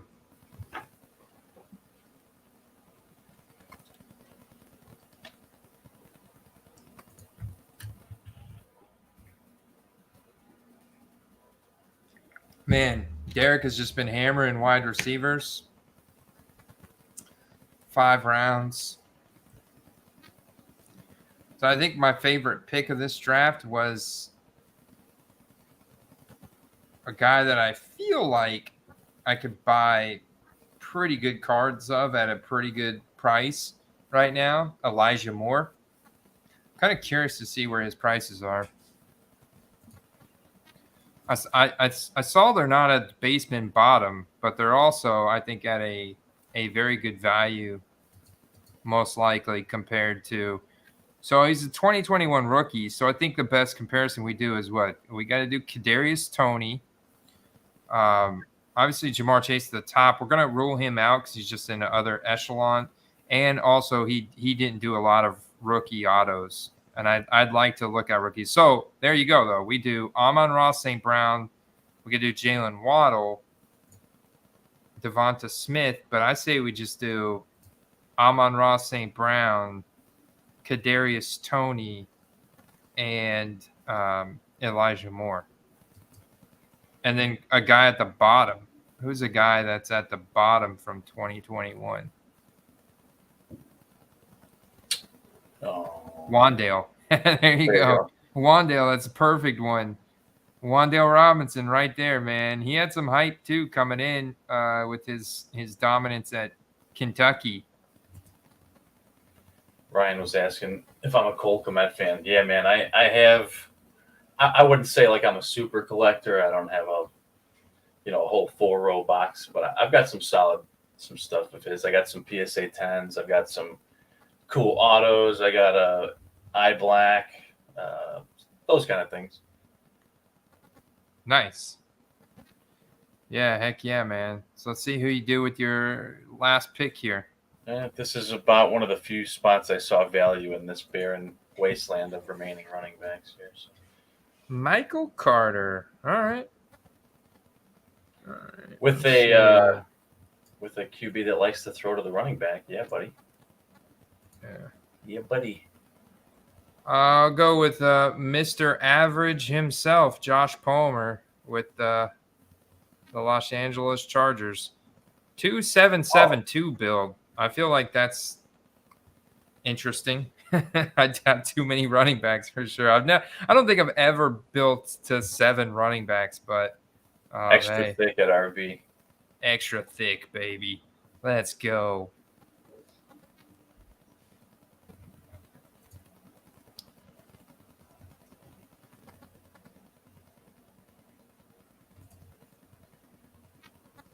Let's see, light stick. Oh, that was the last pick, so we probably didn't get to see who the last pick was.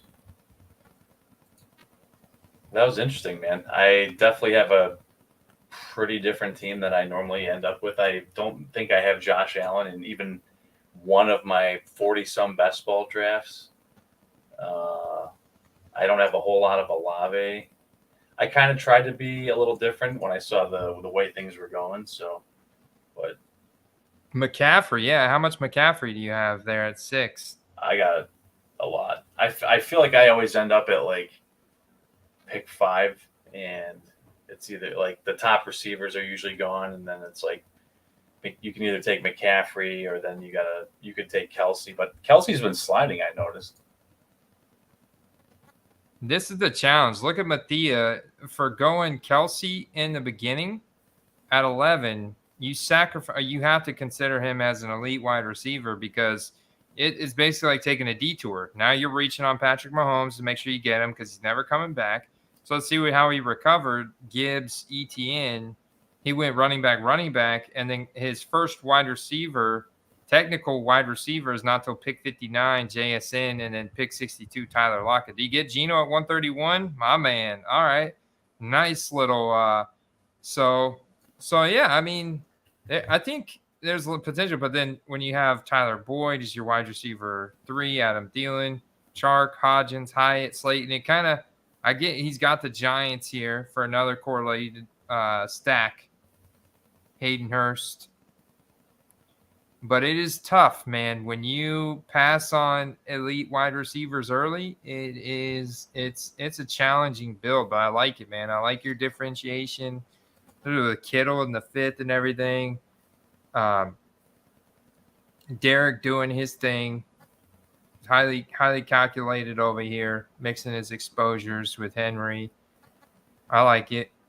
Andrews, though, it's a lot of people have been fading Andrews. Are you fading Andrews this year, Steve, at a early third round ADP, or you still think he's going to be the man there? Zay Flowers heating up. Yeah, I feel like you have to fade him a little bit. They say they went out and got some pass catchers, so Odell is going to be a red zone guy, and if Zay Flowers pans out, he's going to steal work. And then Andrews really shined when they didn't have anyone really competing for looks over there. So, and if you bought into him heavily last year, you're feeling kind of salty right now. He didn't put up anywhere near what he put up the previous season.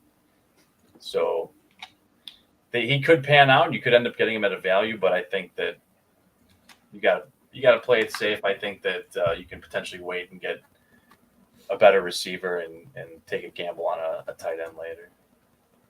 Cool. Are you down to do one more, Steve? Yeah. Let me get to the right screen here. Okay, I'm on the right screen. Yeah, Ryan, shoot me a pick of what you got. Maybe we can make a trade or something. Awesome. There you go. Yeah. Get on the he's in the Discord as well, so you guys should definitely sync up. I got the have you seen my Optic Downtown Gronk? I listened on the way to work, so I didn't get to see the picture of it. But let's take a look, man. I've been showing it off. I've been showing it off to everybody, man. I love this card. I got this from Ryan out here in the chat. A great deal, man. He gave me a great deal below comps because he knows I'm a Tampa Bay fan. You got the Tampa Bay downtown here. The ship and the treasure chest. Yeah. That's a beautiful card, man. A banger, man. That's beautiful card. That could be a forever wall piece right there. Yeah. Yeah. All right. I'm going to count us down. We're going to get into another Best Ball Mania 4. the best way to draft. Get sharpened up. The other thing that these best ball drafts do is they get you super sharp for your friends and family season-long league where you're just going to destroy that draft, have such a better team than everybody else, and you have potential to win $3 million in these with no oversight during the season. That promo code Quest getting you 100% instant deposit bonus. Take advantage of it, guys. Up to $100. You ready, Steve? Count it down, baby. 5, 4, 3, 2, 1. Enter. Yes. I got into a pretty full one. There's only 2 spots left. Yeah, I think we're in. It's gonna start. That's the other thing I love about these. They're people that all have skin in the game. So it's not like doing a mock draft with a bunch of computers. I got a 1.9 this time. Oh, we did get Mathia in here again. Got Hitman. Did not get Derek or Late Stick. They must have gotten a different one. Shockers. Dope. Mathia getting that 1.2, man. Congrats. Let's see if he goes Chase or Jefferson. Probably whichever one slides the spots. Are you Chase or Jefferson number 1 overall? I'm leaning Jefferson. I don't think I've taken Chase only when he's fallen to me, but I got nothing against him. But it's he's going to have to put up a Jefferson-like season for me to put him on that same plateau. Jeremiah says he's going McCaffrey. Oh, there it holy is. cow. This might be a first in best ball history. This guy at the 3rd pick just crapped his pants. Yeah, Jeremiah gave Mathia, goes Christian McCaffrey at the number 2. Watch he start up like Cooper Kupp or Kelsey and walked away from the computer.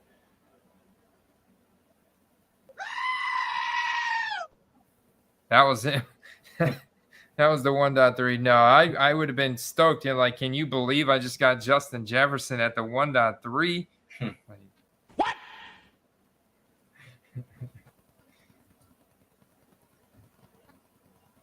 The guy at the 4 is probably just cursing at the screen that Jefferson didn't slide one more time. I have no excuses this time. I'm gonna be tight this time, Steve. Defeat ran out the clock for his number 4 pick. We're not drafting near each other either, so yeah.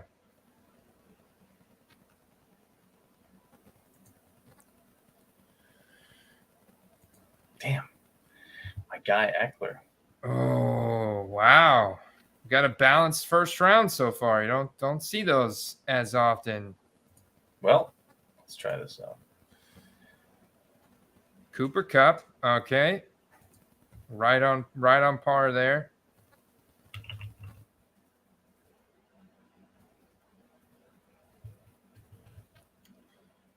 Nine and 10. All right. Cream corn goes Travis Kelce.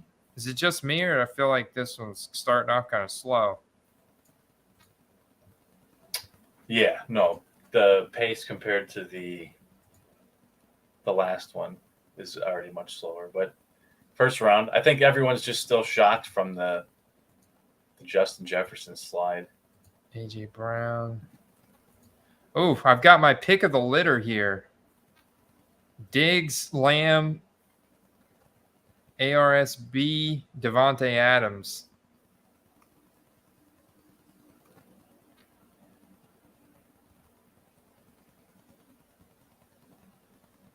I took Devontae Adams. Can't be mad at that. It's a 5-pick reach. If you look at the numbers he put up last year, it's Who else are they really going to target on that team? Jacoby Myers, Hunter Renfrow? Devontae Adams is the best separator in the NFL. I guess you could say Diggs is right up there with them, but Devontae Adams is just the best, man. He's going to demand targets from the only thing I guess that I should worry about, Steve, and this is a real possibility.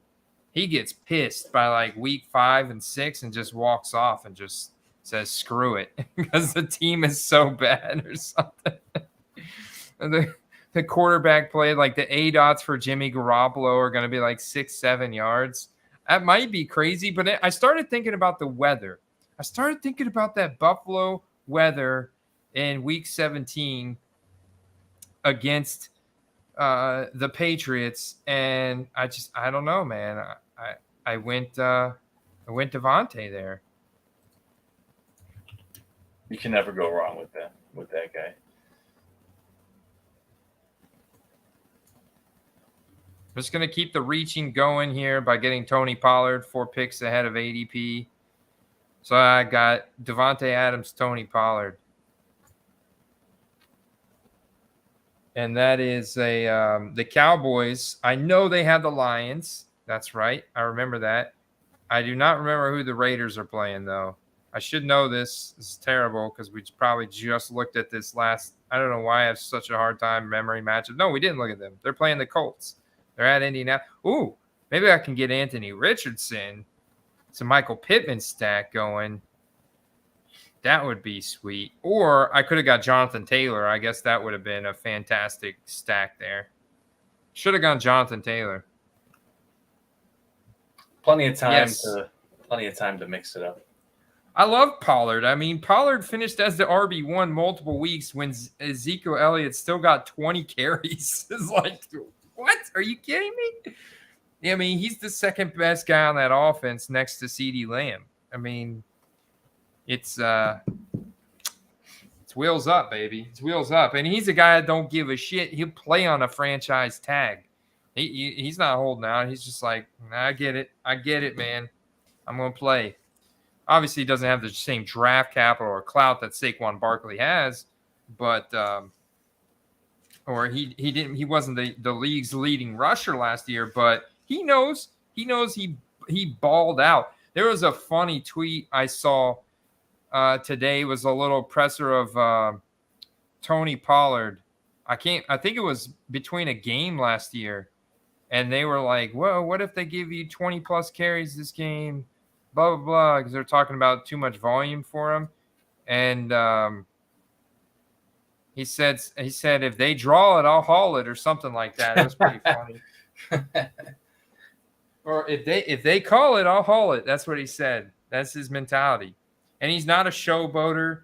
I just love that guy, man. I think he is a freaking stud, and he's wheels up this year. He's been healthy all offseason. I mean, he recovered pretty quick. It was just a broken bone. It wasn't like a torn joint, you know. He just had a broken leg. I think when you've been sitting in a timeshare for so long, waiting to bust out, you're like hungry hippo, man. You just want the ball every time.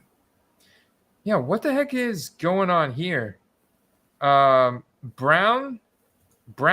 boy took Justin Jefferson, Josh Allen, Aaron Jones. That's an interesting trio of picks. Shockers, really shocking people here, getting Jamar Chase in the first round, but then not drafting a wide receiver or running back or Joe Burrow, getting Jalen Hurts and then Lamar Jackson. What a strange 2-3 turn pick there. What kind of strategy is that, Steve? Very interesting. Wow. Hey, but it's Wario has got a solid draft going so far at the 12th turn, getting Stephon Diggs, CeeDee Lamb, Mr. Whiskey Rider, about standard, Garrett Wilson, Bijan. You've gone Cooper Kupp, Saquon Barkley, Debo Samuel. I can't complain with that. Mathia has been loving the fact that Shockers is just not taking running backs or wide receivers. Jeremiah's now got Christian McCaffrey, Devonta Smith, Chris Olave. That's a great freaking start. All right, I'm back on the clock.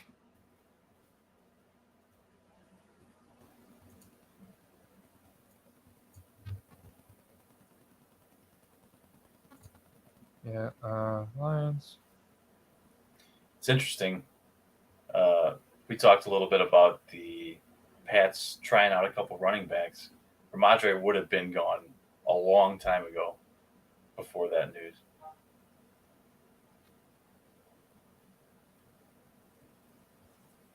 I'm gonna get my guy. Steve got Jahmyr Gibbs, 5 picks ahead of ADP, but in the range that he's going, he's got equal upside as these other guys. I'm sorry, but he's got easily equal upside to the inefficient Najee Harris. And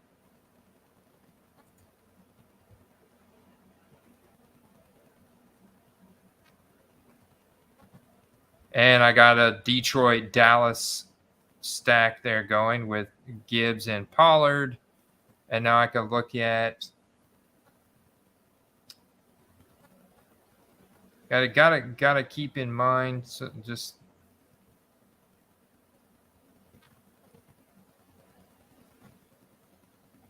yeah. This will be the territory right here if Michael Pittman's there. Like, the problem is I don't know if he'll slide all the way back. He might. Let's star him up.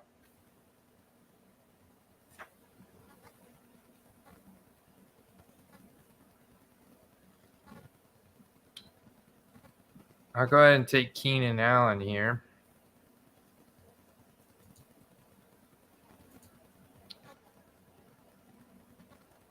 Broncos. That's right.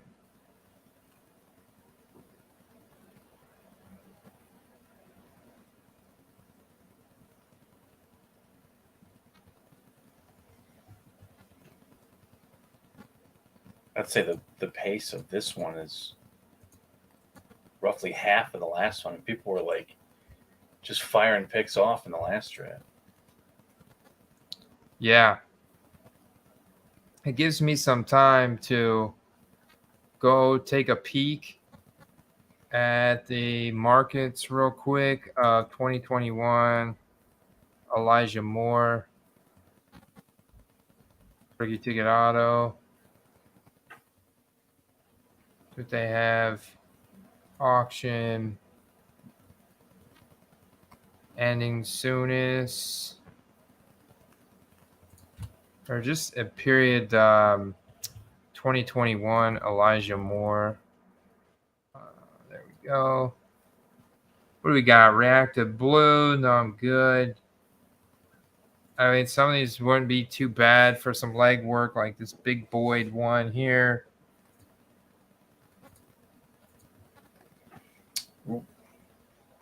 Wow, that blue disco prism is. Oh yeah, that is nice. That's cheap for out of 25, and it's a 10. Yeah. A little select devaluation going on here, but it is a pristine 10. Anything low serial numbered out of those premier sets holds good value. 10 out of 25, yeah. I mean, that's solid. That's very solid. Am I really still 14 picks away? No. Glad I looked.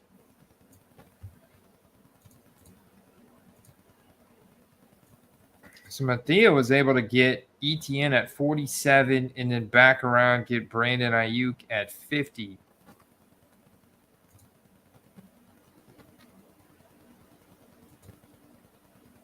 Nice. You got T-Hawk at 43. All right. I wish Derek wasn't here to scold me for that.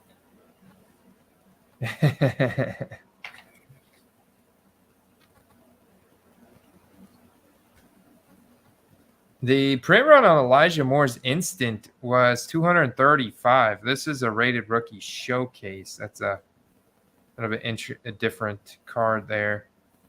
But I was wondering, yeah, maybe the print run on Rashee Rice will be a little bit lower like that. Maybe he didn't get. It's not a whole lot of good stuff not an auction tonight, anyways, for Elijah Moore. Maybe tomorrow. Nah, these are way too high. Crazy. Should see if there's any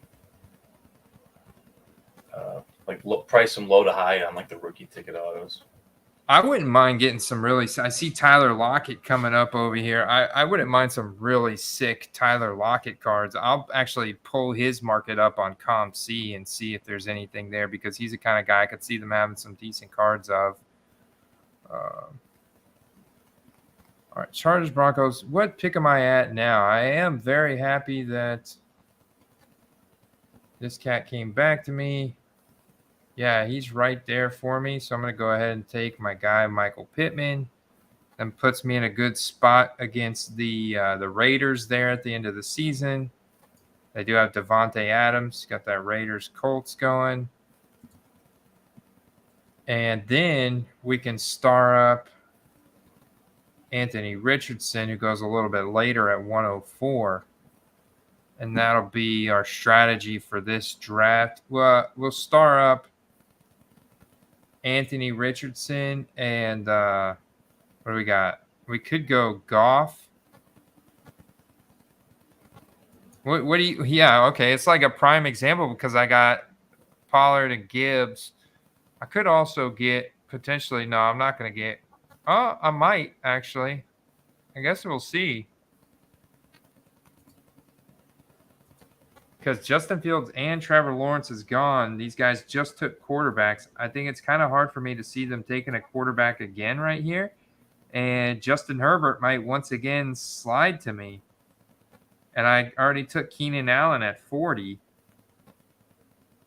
I mean, geez, man, that's a smash, dude. Getting Justin Herbert at pick 64? I can't pass that up, bro. Can't do it, man. I'm going to have to get him 2 drafts in a row. It could happen, especially because a couple of people went so heavy on QB early. I don't see this guy getting. Yeah, he didn't.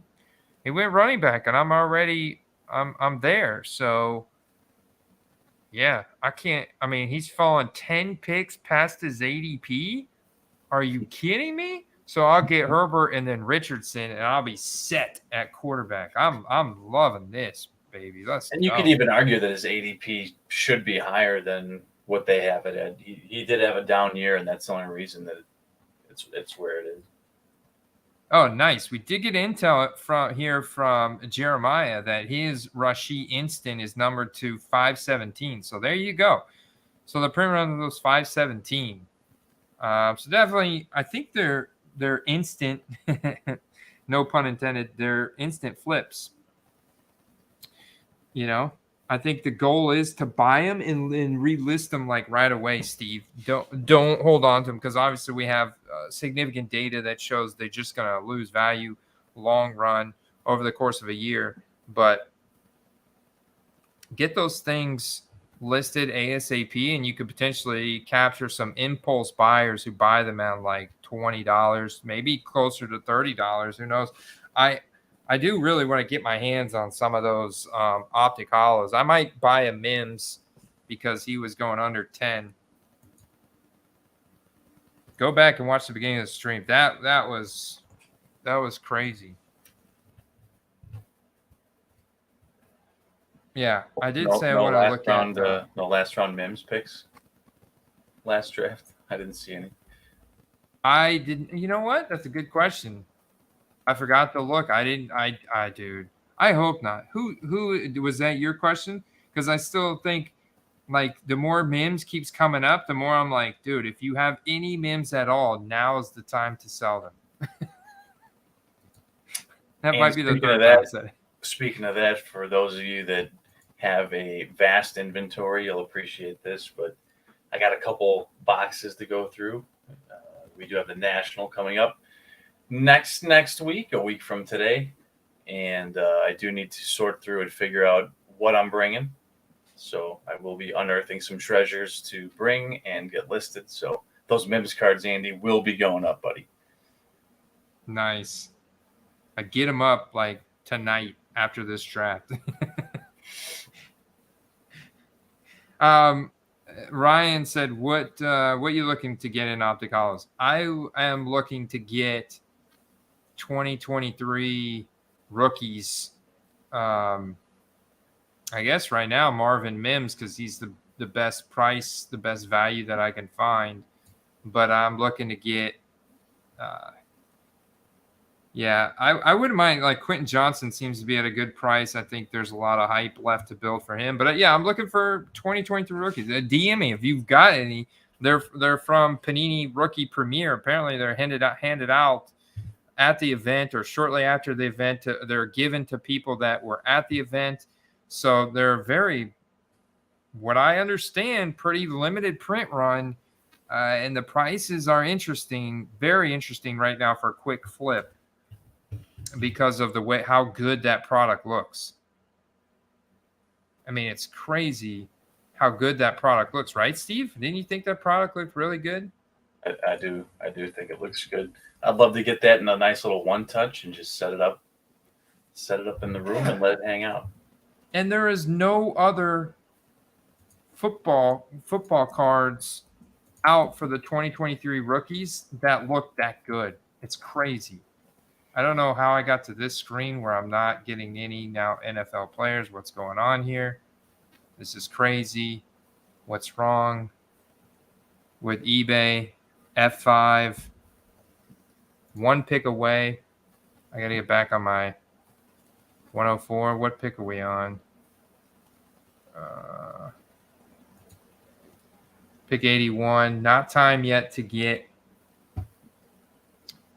All right, Polisher. We could get Dak. Once again, Rashad White's here. Goddard's here. Yeah. Go Rashad White again. Andy, I need an opinion. We've had a genuine breach of ADP in this draft.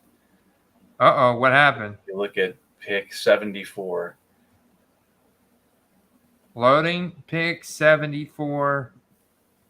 Brock Purdy. Oh, Mathia going Brock Purdy. Jeremiah. 100 of picks ahead of ADP. Wow, brother. Was that intentional? Now, he may have had him start up and didn't do that intentionally because he does have Ayuk in the 5th. But why get Brock Purdy in the 7th unless you accidentally had him start up and you got auto picked when you could get him in the mid-teens? Yeah, I would have waited just to be safe. You could have still taken him in like 120. I think his ADP is like what, 170, 160. Look, he said right there. He had him flagged but did not select. I've been there with you, Jeremiah. We've all done it, man. We've all done it.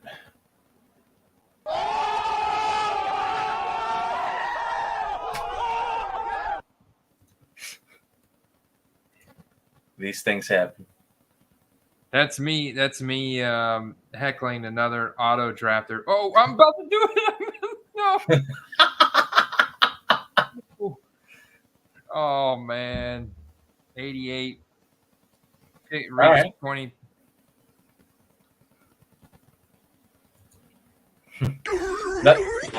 Nothing like queuing up your own fate there, Andy.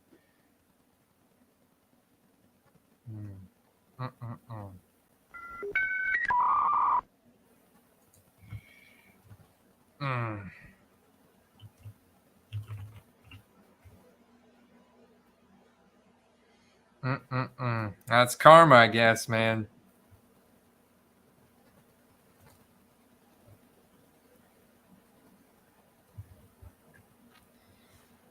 All right, we can recover from this. It was only a 20-pick reach. It wasn't like Brock Purdy's 70-pick reach. Ludo's like, whoa, man. This guy's taking there. I better get Tua. I got to get Tua, man. What does this guy know that we don't? Hitman?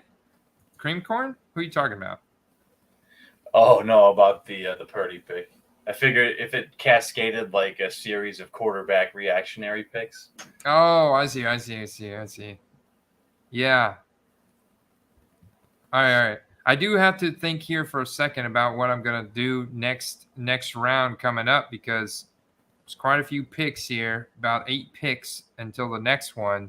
Now I do have those 2 quarterbacks. I'm good. I do have my bring back for Richardson and Michael Pittman with Devontae Adams. I've got Justin Herbert. They're playing the Broncos, so I guess a move would be Herbert, Keenan Allen, either strengthen the Charger stack with a tight end or go for more Lions, or to well, I got Gibbs and Pollard. So I think I think the play here is now, Steve, Chargers and Broncos players.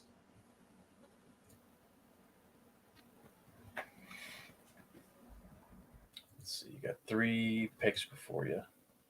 Really just Everett. I don't want to star Josh Palmer up. I mean, I hope that I don't pick him anywhere above ADP. All right, we'll have to get. All right, Sutton, Pirine, Mims, Dulcich, Patrick. Man, so much ambiguity around the Denver offense. It's insane.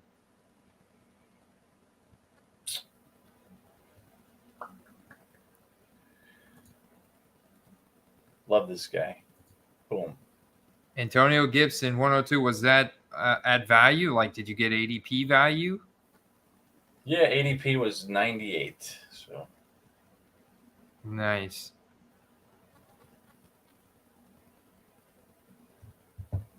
do we believe in the change, the wind of change in Washington? Man, I don't know. Their schedule is so hard after week 1. They get the Cardinals at home week 1. But then after that, it just gets nuts, dude. It gets nuts. I'll don't have the full thing remembered, but what I do remember is the Eagles are in there. The Broncos are in there. And there's one other really good team there. There's a likelihood that they could go 1-4 after winning week 1. Maybe. I don't know. We saw what Detroit did last year, so I think ultimately you got a lot of unknown variables, starting quarterback and Sutton or yeah, I guess it's Sutton. Sutton or I get Tim Patrick's ADP is just so much cheaper.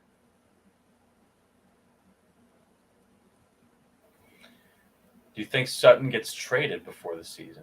Because that is It's a high possibility. Yeah. But I would think they want to showcase him a little bit. So, Tim Patrick's been getting hyped. It can actually be Tim Patrick that's traded. I don't know, You'd think they want to boost him up a little bit, juice him up so you get a little bit more back out of him. Sean Payton can definitely try and make that happen. And maybe Russell can get his crap together, man. Just be real, dog. There goes P. Ryan. Now I'm in a spot. It's Everett or Dulcich, or no, I gotta pivot and gotta go back to my Juju Smith-Schuster or A-Chain. No, I think I'm gonna go Smith-Schuster here. The volume I feel very good about with Smith-Schuster, and he is very good at those short routes. It's short and intermediate. And I think there's a obvious role there to fill in the void of Jacoby Myers. And passing volume is going to be a lot higher this year.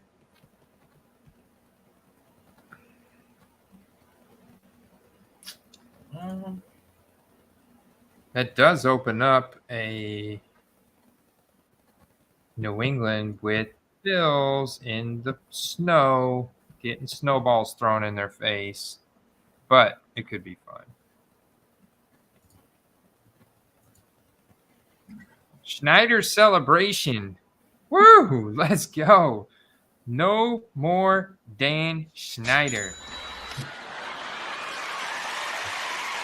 the people have spoken. Yeah, baby. I'll play the Smash song for you. We'll come in and party, baby. No more Dean Snyder. We're looking for you. We're gonna get to you. Get out of here, Like Dan. it's like the Tonight Show band version of like the Rocky theme.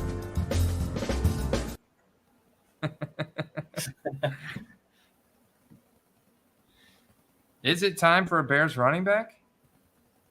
I think so. Man, Van, my man.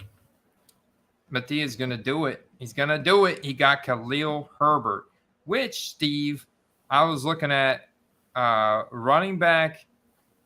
Man, what I had to go pull this up, man. This is a nice little graphic here about running back success last year. Khalil Herbert stood out in a couple different metrics. Let's see if I can find that real quick. Khalil Herbert. It's interesting. In games that he was in a timeshare, he actually performed better on a per carry basis. Said, yeah, he had really solid efficiency, man.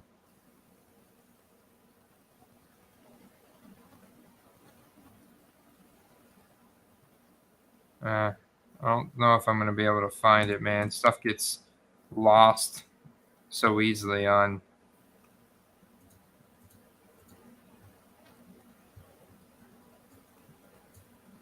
Twitter.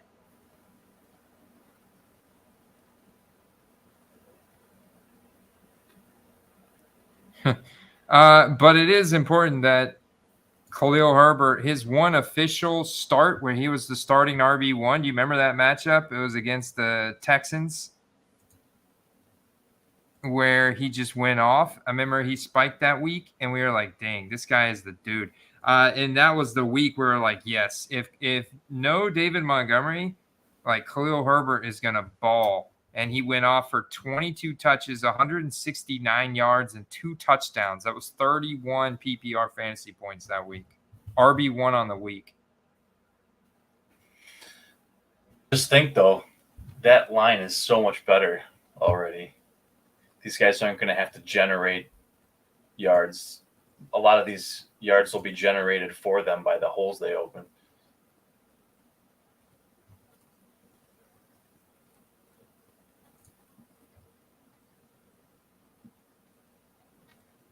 I don't think as a lifelong Bears fan that this is our year per se, but you got to be excited about big improvements, you know? Yeah, for sure. I told Derek that if the Bears, belly flop this year, face plant or whatever you want to call it, I may be obligated to purchase either a Goff or Hawkinson jersey, which won't bode well for being around here, but might just do it. Especially if Goff signs that long-term deal, man. It looks like it's going to happen.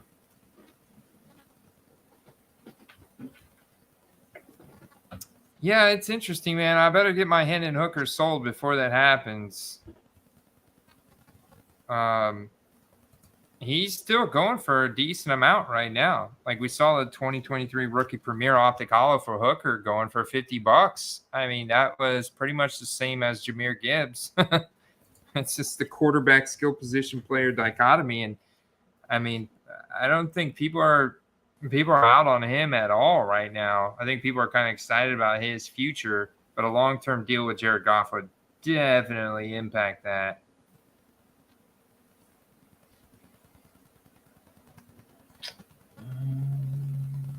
I think I might wait for my next. Man, this is an interesting range right here. Oh, a Bears running back. But yeah, okay, there we go. Yeah, get Roshan. Roshan, come to Papa. Solid. 15 picks ahead of ADP. Move that market, baby. Passed on the fat Kendre Miller. You know that's probably all just a bunch of BS. What about the weight? Yeah. You know, Andy, you said that last year. How'd that work out? Oh, yeah, it's a good point. I think if a guy shows up to camp out of shape, you have a legitimate reason to be worried. Lenny just, man, for as skilled as that guy is, just the season just wasn't long enough to get in shape. Now you can put a lot of that on how bad Tampa played, but he's got to take some accountability himself too. Late Stick and Derek are in a parallel Best Ball Mania 4 right now. I think they're like right next to each other. There's a lot of collusion going on earlier about who is going to wait for who is going to get who. Love it. And they're calling out some guy named XL1. Apparently, he's just donating money to the league. That's how I feel about Shockers here. Shockers literally only has 3 wide receivers through 11 rounds. He's doing okay, I guess. Like he's somehow hanging in there. Oddly enough, I guess he hasn't taken quarterback since rounds 2 and 3 when he got Jalen Hurts, Lamar Jackson. But he has no players on the Eagles other than finally taking Rashad Penny in the 11th round. And he has no players from the Ravens at all. So, I mean, just wow. Derek said, what have the Bears coaching done to help out the offense? I mean, the new coach last year, really made things exceptionally better after about week 6 or so. But the biggest thing they've done is improve the line and bring DJ Moore in. They proved that Matt Nagy was straight trash. Oh, man, that guy was terrible. That he clearly was just riding the coattails of the Chiefs organization and Patrick Mahomes. Yeah. Yep. But you got the new regime in there. I think they were very conservative, very defensive minded. And I don't think it's not going to change night and day. The defense could be a lot better, though. The defense has some very interesting pieces and talent at various levels. Plus, you have great defensive-minded coach. So, yeah, I'm interested to see. I think the offense could start out conservative, but I think Justin Fields obviously can exceed their passing expectations, and then they can start to open up even more and more throughout the season, and it just get better. And especially now with DJ Moore. I mean, DJ Moore is one of the best wide receivers in the league at getting open.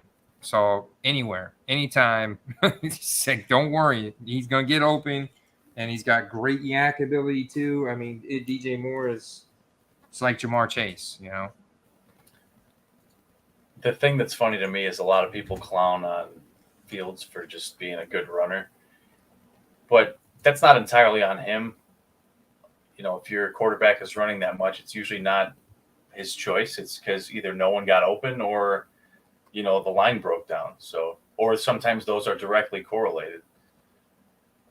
But with a little more time and now receivers that could potentially get open, I think we'll see something different. I think we'll see a more pass-centric offense.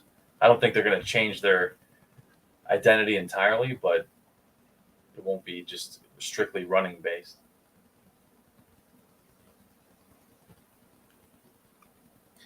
I could get your boy here late. I think I'm going to go ahead and start up an Alec Pierce and also potentially an Evan Hull. I guess Evan Hull goes in the very last round. Yeah, 216. Alec Pierce actually 154. He'll probably maybe go before he gets back to me. That's a guy that I can see before the season starts continuing to climb. Also got Khalil Shakir here at 183. That'll be on a better offense, I think. Obviously different players, but both second-year guys. I know you're probably going Alec Pierce, huh? Would you go Alec Pierce over Khalil Shakir? Of course I would. There's also Rashi Rice. There's Rashi Rice at 145. So I buy into some hype here? No. Hey, bud, it's Wario. Got him at 157. Nice pick. Here we go. We'll answer your question with a visual. Alec Pierce. Alec Pierce.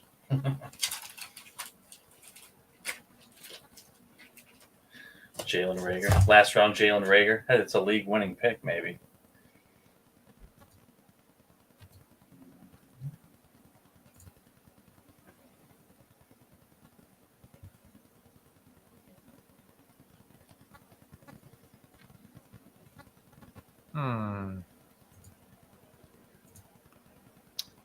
I am tempted to reach here.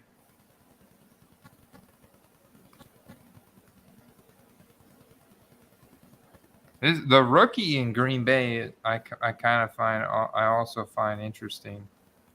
I think I will go Alec Pierce. Only because I think I can get Khalil Shakir still on the next pick. We've got 4 rounds left. Yeah, because that would be someone would be reaching on him there, which he may not be there. It's not a big reach. It would be 7 picks ahead of ADP. It's not a big reach, especially when we're in this territory this late in the draft. You kind of just want to go get your guys, right? Yeah, I don't remember what the lesson Derek was teaching me, if it's 12 or 14, but after 12, I think it's just kind of you just get who you want. ADP is kind of a little more flexible at that point. Wow, this draft is definitely different for you. You got Daniel Jones and Matt Stafford as your quarterbacks, and you double tap tight end there in 4 and 5, and Hawkinson and Kittle. We're going unique, buddy. We're going extra unique here. Yeah, this one very. You did get Daniel Jones with Saquon Barkley, and you've also got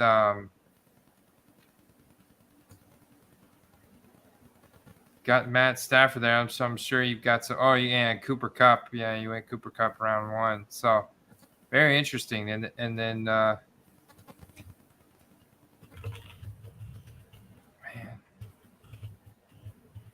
they play. Yeah, that's right. They play each other in week 17, which I think is a sneaky shootout potential. So way to be on point there. You caught me. Cal You got me.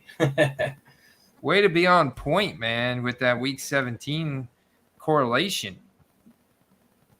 Good job, man. Yeah, I figure that's the way it's got to be. Sometimes these teams that duke it out and win these finals aren't always the best on paper. It's just, like you said, that final week, you just got to get to that point and then be the highest scoring team that week. Jalen Reagor, another famous bust from the 2020 class.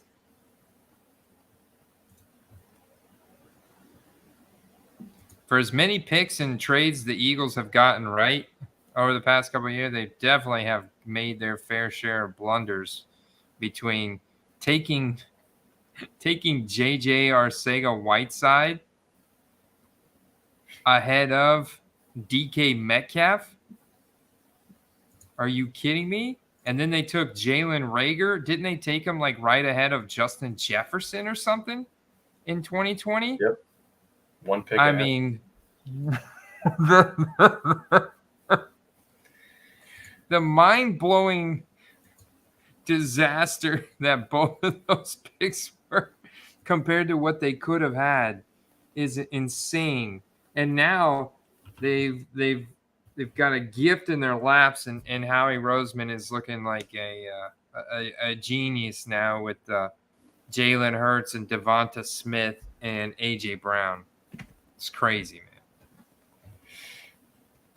It's the thing, man. There's more guys than people realize that don't pan out than do. Even in the high rounds, there's just a higher percentage Yeah, no doubt. Andy, I was able to lock up Paris Campbell with the last pick. Pretty hyped about that. I'm gonna take a little Dawson Knox here. Get 2 picks at ADP value. Also, a little bring back for Juju there in case maybe the Bills Pats week 17 do something. You oh, okay, yeah, Paris Campbell. So you went with a little, yeah, I like that a lot, man. Great pick there, 174 to further strengthen your New York Giants stack. Yeah, Jalen Reagor literally went the pick right before Justin Jefferson. That is absolute insanity. I think JJ Arcega-Whiteside went, it was something like 1 or 2 picks only, something crazy small like that in front of DK Metcalf.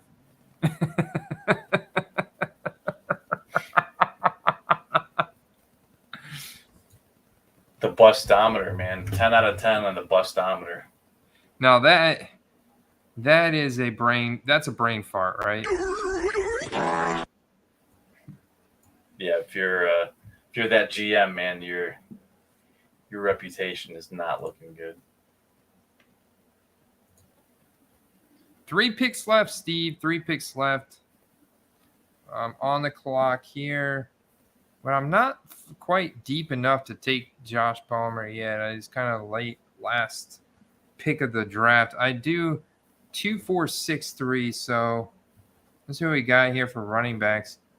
Maybe just go ahead and get some Leonard Fournette. I don't have hardly any Leonard Fournette exposure. Let's go ahead and plug in a Fournette. Maybe he goes to the Patriots or somewhere. But let's Makes just you go wonder ahead if they and don't have much confidence in the running backs they have, the younger ones. I think I'm good. What's the standard number for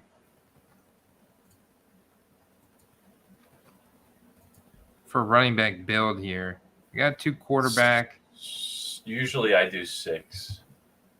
6. I got 5, and then we try and get 7 wide receivers, 7 or 8. 2, 6, 7, 2 or 2, 6, 8, 2. Is that the build? Sometimes 3 tied in. Yeah, so I guess I'll go 6, 7, 2. I think I'm gonna go 2, 6, 7, 3 here on this one. So I got 3 tight ends.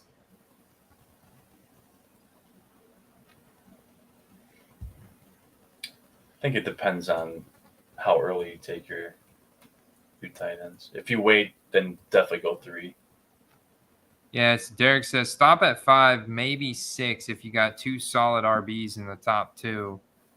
I got Pollard and Gibbs, so I feel good about my core running backs there, and with Rashad White as well for volume, and then Roshan Johnson. Yeah, I feel great. I feel fine stopping at 5, but I don't really like Leonard Fournette. I guess is a speculative player, but he's got to sign somewhere. I know he's super inefficient last year, but I imagine just from volume alone, and you put him. He can run a lot of routes too. He's a good route runner, and he's obviously a very good receiver. So you're gonna battle me for all the Mitch Trubisky guard. We're literally gonna have it's gonna be like blowing down people's doors. We should have some kind of Mitch Trubisky competition at the National. Who can get the best Mitch Trubisky card? Hey man, you already know I'll be looking, and not even for the not even joking, man. I'll be looking for like just like a cool National Treasures RPA that somebody's looking to pawn off.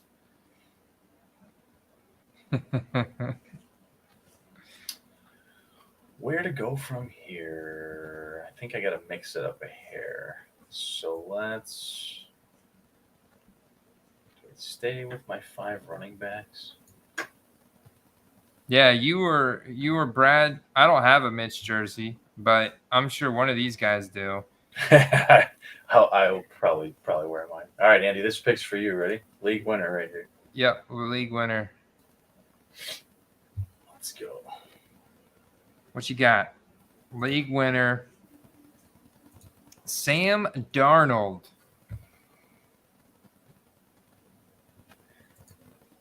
To go with all my Niners. Didn't get quite as many as I. We'll play that back in a couple months. You'll see. Hey, and while we're at it, I got a sound effect for old Mitchie there too. Oh, I gotta make my pick, man. I gotta make my pick here.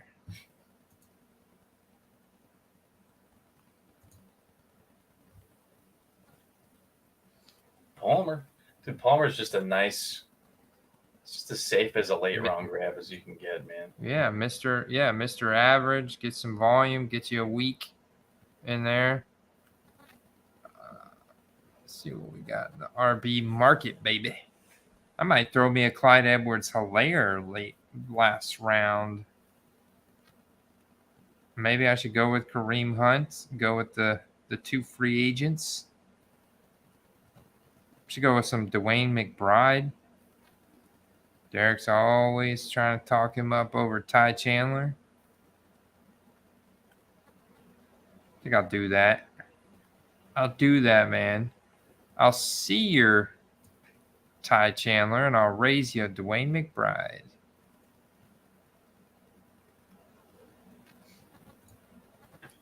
These late rounds are about as big of a dart throw as you can find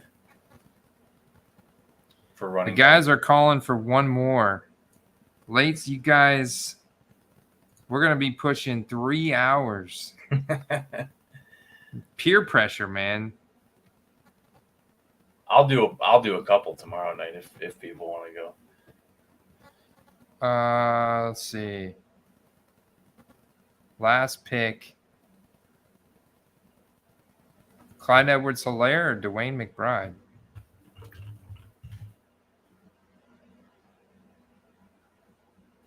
Gotta have some kind of Chiefs player on my roster.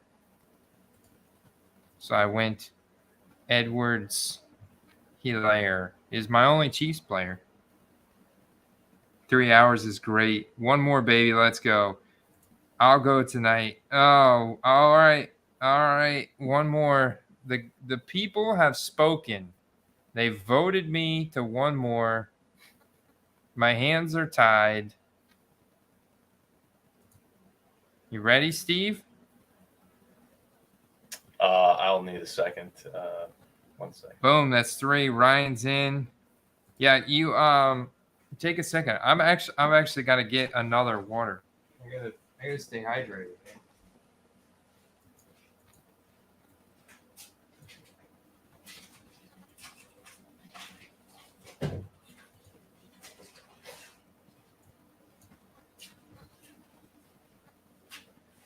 Oh, hey, you know how to end the stream if I fall asleep, right? Just close it? No, I don't know how. Wait a couple minutes. No, Ryan, we're going. We're going. We'll give you wait, Steve, did you need to grab anything? Are you good, man? I was gonna grab a water real quick. It'll just be all right, grab a water, because this is what I'm gonna do. I'll give you guys all of or whatever time it takes me to find a deal on a Tyler Lockett rookie auto on ComC. If they don't have much, man. Some pretty sick scarcity on this 2015 rookie auto stuff on ComC. So that tells me I'm better off, at least in this tier of his market, going to eBay. Man, none of y'all bought that Evan Ingram yet. Okay, that's fine. Probably got some of the ones on ComC. Slow puppy Ryan would not work out well for a live stream. That's slow puppy. Longest live stream ever. Let me grab that water. I'll be back. Oh, I thought that's what you just went to go do. I didn't leave. Oh, he didn't leave. I thought you left.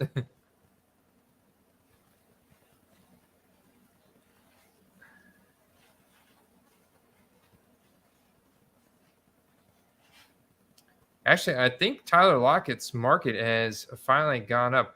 What is this? A 2014 Topps Kadeem Carry 101?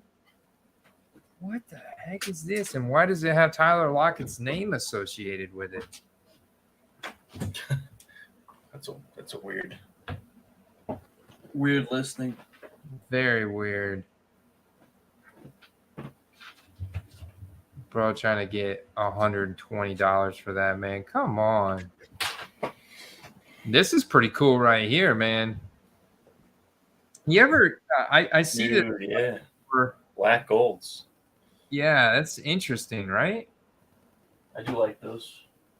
I mean, obviously it's not gold, but it's probably some kind of plastic. Is that like a little plastic piece of gold there? That's interesting. I think I have. I don't remember what card I have from that set. Who else was notable from that draft year, 2015? Amari Cooper, maybe. I hope you took advantage of promo code Quest, Ryan, because that gets you up to $100 free if you deposit $100 and if you're new. And we get a kickback here on the channel, so it really helps us out, man. We got some Morse code coming in. Hold on. We got some Morse code coming in from Steve. I'm ready. That's not a SOS, is it? Oh, it's a ready. He was Morse code for he's ready. Okay. Oh, he did that code last year. Oh, you're a good man, Ryan. All right. I'm going to count down from 5. We're going to hop in this 30-second Best Ball Mania 4 draft, try and win $3 million. Ready? Let's go. 5, 4, 3, 2, 1. Let's go, Ryan, Billy T, Derek, Late Stick, Jeremiah, Mathia, Brad Nolan. Come on, baby. You got to sharpen those draft skills. You got to support the Best Ball Streets, support the Quest. Use that promo code. You just put in $10, you know?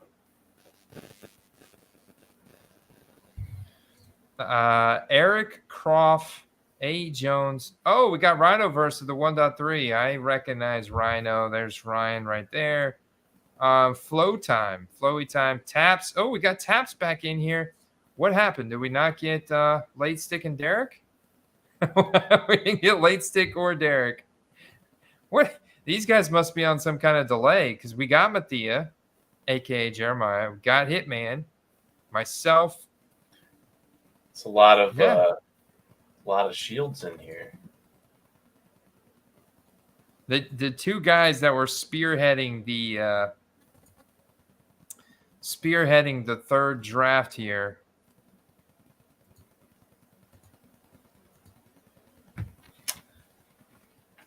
Not sure what happened there. We got a lot of questers in it though, man. We're ready to rock and roll. And I got the 10. I'm back towards the back. Chase. Yeah, there you go. Oh, I'm gonna kick the chair back a little bit. Let's see what we're doing here, baby. Let's see what Rhino does here. And Rhino doesn't do very many of these. It's only like his third or fourth draft. Christian McCaffrey. There you go. The man after Matthias' heart right there. That was Matthias' play a couple drafts ago. He goes pretty early, man, McCaffrey. I honestly, I'm ranking McCaffrey and Eckler are like the same to me. Honestly, there's less depth chart competition and less rotation in LA for Eckler. So I'm looking at Eckler as an equal to greater play than McCaffrey. Is that crazy, Sure. Steve? Even if Mitchell cuts into his workload a little bit, he'll still have plenty to do. But I agree that Eckler is not really in a timeshare of any kind.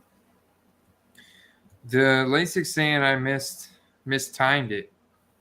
Oh, he's saying my delay is poop. Dang. My bad, guys. I didn't know my delay was like that bad. All right, so I've gone Devontae Adams here. I've gone Amon-Ra St. Brown here. I guess it's time to go back to good old CeeDee Lamb or Garrett Wilson. I haven't gotten Garrett Wilson here in forever. Or Bijan. I let it take me, CeeDee Lamb. Chubber. That was an auto pick, by the way. What do we want to do? The money was announced, Billy. It was $6 billion with a B. 6 or 9. Wait, it was 6 or 9. I might be wanting to say 6 because Snyder got fined the $60 million. I want to say it was $6 billion. It was either 6 or 9 billion. Yeah, there you go. Jeremiah's still celebrating. All right. Did go CeeDee Lamb. Yeah, so what do we do here? Maybe Garrett Wilson. Oh, you know what? No, Bijan. Let's go Bijan. Yeah, that's an interesting combination. Don't think I've ever got that, Steve. At that late? Probably not. Pick 15. Bijan Robinson just slid 5 picks, bro. That was cool. Oh, Hot Wax. That's why. Hot Wax went ahead and reached on Nick Chubb at the 1.11. Wow. Hot Wax 99 on that big time running back upside with Nick Chubb. Getting his guy, man. This is half point PPR, so it does put a little bit more emphasis on touchdowns.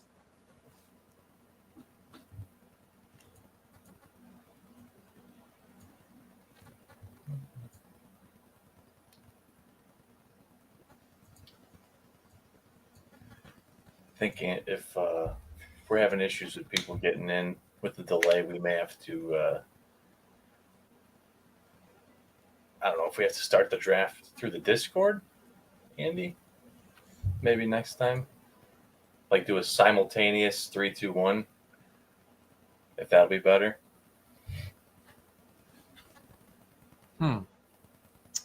Interesting. No, I think maybe we just do a longer countdown. We'll try that next time. Try that. We'll try a longer countdown, and if that doesn't work, yeah, then we may have to look at starting it in the Discord. I think that's how a couple other channels do it.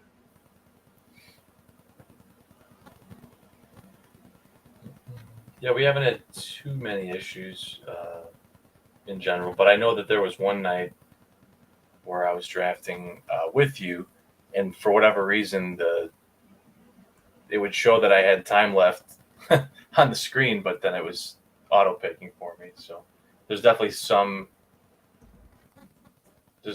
nights where it's worse than others. See, stuff like this, Steve, I really like. I really like the 2015. Platinum is nice. I know that not a lot of people. Platinum. I mean, it's not a bad set. That would be like the equivalent of like Mosaic that we have now.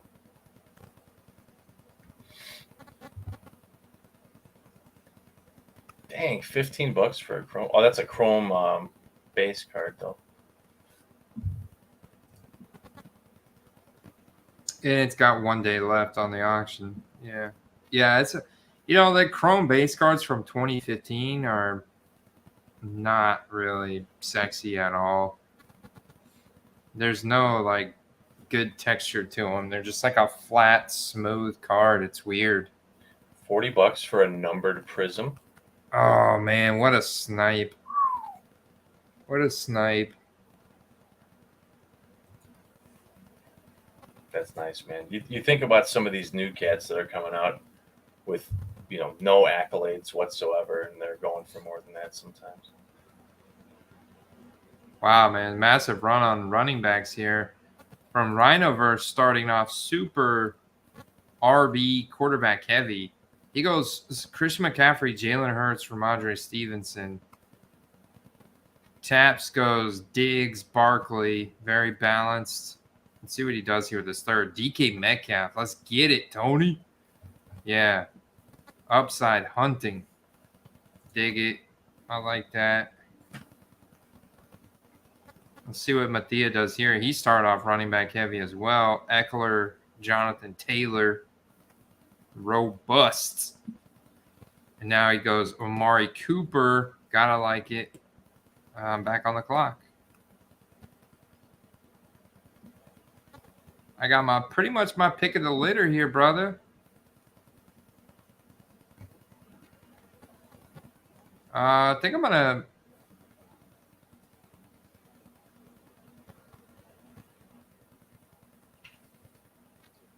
I'll go Debo here. Kind of stick with the ADP.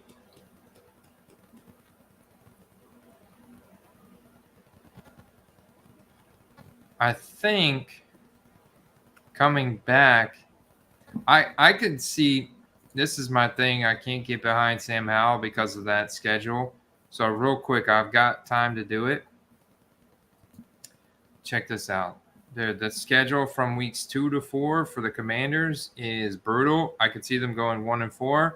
Week 2 at the Broncos. Week 3, the Bills. That's right. They host the Bills at home and then at the Eagles in Philadelphia. So, I know there's probably a 60 to 70, maybe even higher % chance they go 1-4. Ron Rivera at that point may pull the plug on the Sam Howell experiment and put in Jacoby Brissett, who was just stone-footed last year, man, just letting him rip, man. He's got an arm. So, in that sense, I freaking love Terry McLaurin with how good he is with Brissett behind center. I definitely think Brissett starts some games this year. I know there's a lot of people throwing money at Howell, big Howell cards, but that's the thing is a lot of people see certain skill sets, especially mobile quarterbacks, and they're like, he's an athlete. He's got this, he's got that. But that's not what makes a good quarterback. You can be a better quarterback because of those traits, but those aren't the things that make you a good quarterback.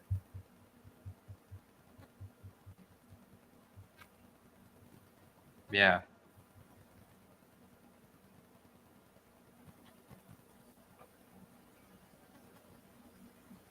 So, yeah, you went with the high upside, I don't know, moderate risk play with Christian Watson there at 36.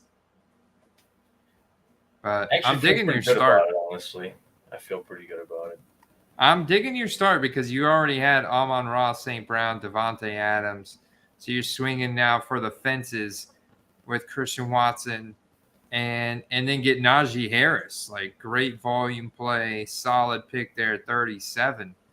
So before the running back tier really kind of takes another step down, I mean, that's great, man. I'd be feeling really good about my start if I was you too.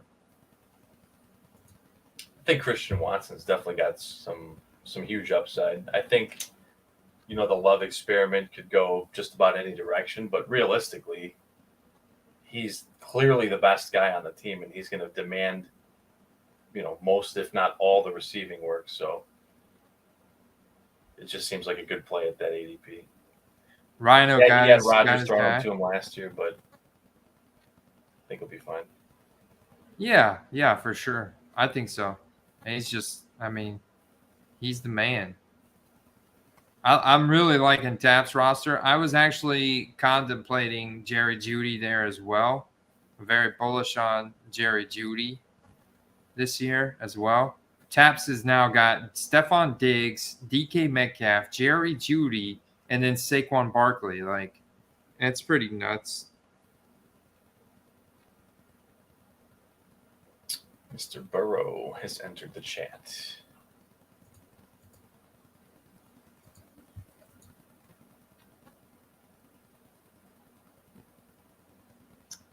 Hey, what? We got some new guys hopped in. Messiah, what's up, man? Messiah, did you hire And David to come in here and talk about Trey Lance? Bosquet is here. Oh yeah, David and Messiah, they are the Trey Lance fan club chairman. The meeting's hosted at Messiah's house, but David brings a big platter of sandwiches and cookies that have Trey Lance's receding hairline on it. Some of Sam Darnold's mom's meatloaf.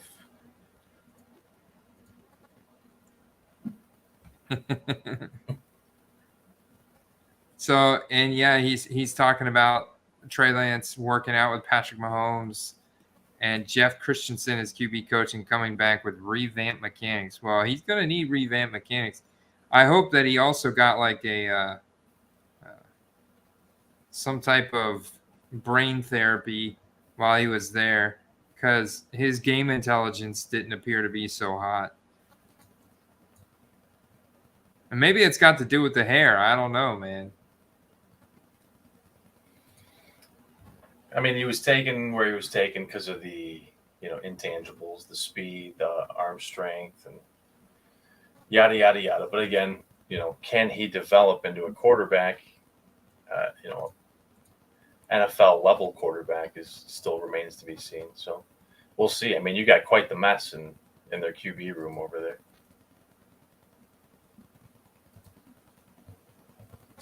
For sure. I just got 5 picks of ADP value on Kenneth Walker. Feel like I just sniped a Kenneth Walker rookie auto for like $20. It's serious. You know what I'm saying? Messiah said, just to be clear, he's rocking with Brock Purdy this year. Yeah, no doubt, man. I mean, he's bona fide at this point, right? Yeah, I think they're obviously sold on Purdy, but there are injury concerns. They say he'll be healthy, but we got to see it.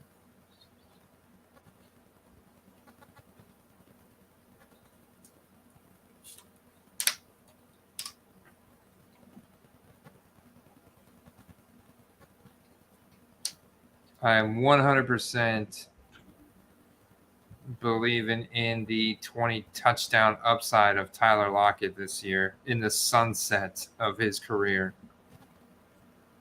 I'm gonna go ahead and get this locked down, this Seattle stack here coming next time. Well, I guess I won't even need to spend that much to get Geno Smith. I get him a lot cheaper, just like Card Market.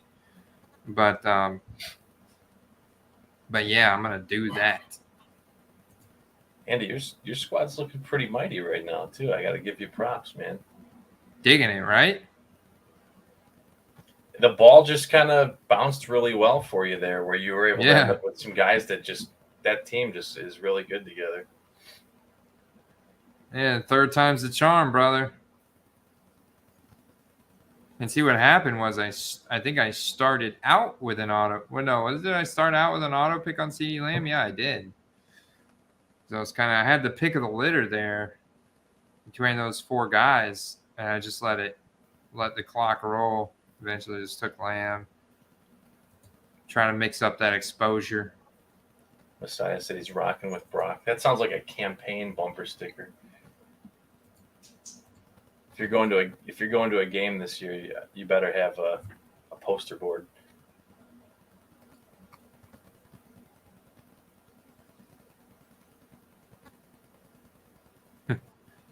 Promote the linebackers coach in New England to head coach. Oh, that's brutal. Brutal.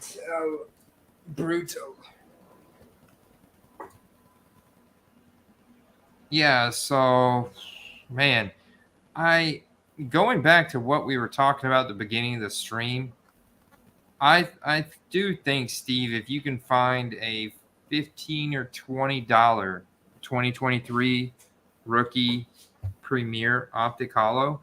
I think you can flip that on these first round guys really without too much risk heading into the season. I mean, unless they get hurt in training camp, but that doesn't happen very often, especially for rookies. And there's already so many of them that are getting really good hype right now. Like Zay Flowers, like Rashi Rice, JSN is the top guy from the class, and then you've got Quentin Johnson, who's gonna get hyped. Dude, the Chargers hype machine in the preseason and the training camp is lit, dude. They had everybody hyped up because they've got a legitimate production. They've got like a YouTube show going. The same thing with the Colts. And I also noticed that Anthony Richardson was undervalued. I just think that's because it's still not really clear on who's going to start the season, right? Like there's no official announcement that AR is starting the season. So these cards, yeah, but they're going for like not just $10 or $15. We're talking $30 cheaper than CJ Stroud and a whole $70 cheaper than Bryce Young. And I think a lot of that has to do just with they're basically, anointed the starter already, That could provide a buying opportunity because there's obviously going to be a point at some point, you'd think this year when he gets promoted to the starting job, unless Minshew just runs away with it and they go on some kind of massive tear, in which case they wouldn't look back. But if he starts the season, you can expect a rocky start because this is it's just a whole different league than college. There it is. So this guy, P-Scale02, he's got a bunch of them. So I found another one. And man, the scan just kills this thing because it's actually an optic hollow. It looks way different with other. So, and I think this guy, P-Scale, has the best deals. I'm going to go here and to his store. I'm going to take my pick real quick. I'm up in 2 picks. I'm going to see what Mathia does here. David Montgomery with Trevor Lawrence, Aaron Jones. Man, yeah, solid. All right. Let's make the pick here. 4, 2. And kind of falling in my lap here. Definitely going Pacheco. I'm not worried about his whatever he's off to the side for right now, his LeBron or whatever. They said they couldn't even tell he's injured besides the fact he's wearing a non-contact jersey. Really not worried about it at all. I think I might. Let's see what Steve. Are you at? You're at the button, huh? You're at the turn. Yeah. You did get the Rachaad White exposure this time. Also got Godwin. Look at you, man. You might turn into a Baker Mayfield. You're going to get Baker Mayfield late? Haven't gone that far yet. I'm not sure where I'm going here. I'm really torn. Man. I'm not sure if this guy's going to make it back. You know what? You love some Hawkinson in the fifth. Dude, I cannot believe he made it back to me. I was like, you know what? I looked ahead at where I was picking. I'm like, you know what? I just got to accept the fact I'm not going to get him this time around, and it worked out. I'm actually going to take some George Pickens this time because I'm getting a full 10. I'm getting 11 picks of ADP value on George Pickens. 11 picks, bro. I don't even remember who Pittsburgh's playing in week 17. I'll figure it out. Pittsburgh Steelers. Cool. Oh, wait. Week 17? Seahawks. That's right. Seahawks right there. Bingo. Oh, well, that's perfect because I got Lockett and I've got Walker and I'm gonna have Geno Smith, so that's perfect, man.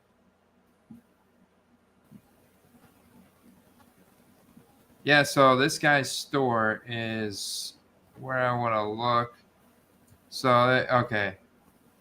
You just go here and type in football. That'll take me to that other screen where I can sort here, new listings. Let's see what he's got. New listing by now.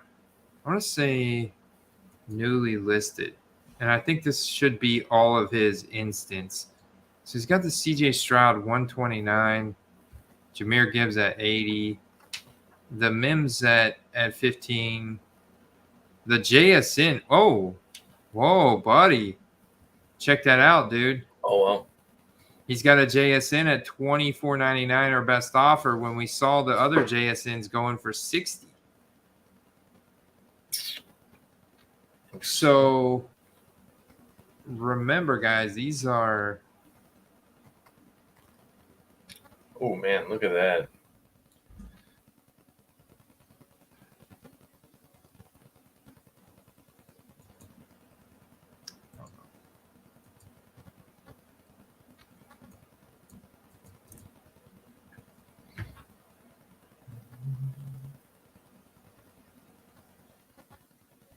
What if I type in NFL Rookie Premier? Okay. That's what they actually look like, guys. Look at the Zay Flowers.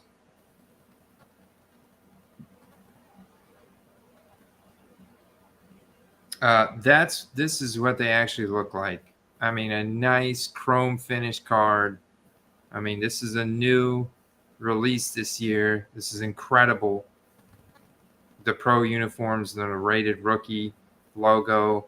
I mean, it doesn't get much better than this right now. I think these will end up doing pretty good long term as an official first rookie card as well. And we just saw, literally just looked at 2 sold listings for Jackson Smith the Jigba earlier at $60. So we're talking about, look, there's $86 upside for the Anthony Richardson. There's those best offer accepted. 166 for Bryce. 88 CJ Stroud. 51 Will Levis. 8 Charbonnet. Another 40.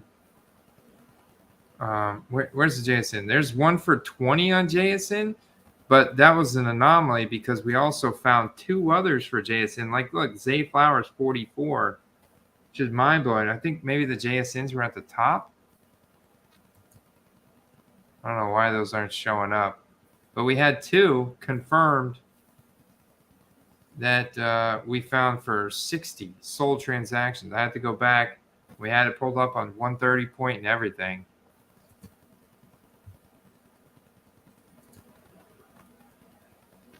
You going to shoot this guy an offer?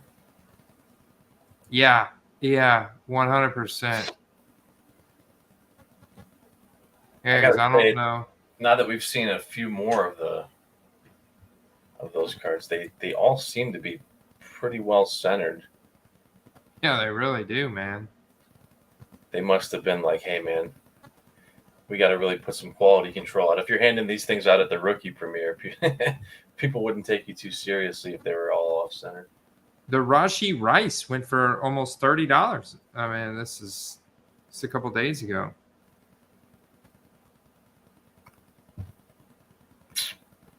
That JSN at potentially $20 to $25 is a massive steal. That's an instant double up. So if you guys don't get it, I'm going to get it. All right. Should I go Pickens and Muth? Go Pickens, Muth, and where are we at here? One.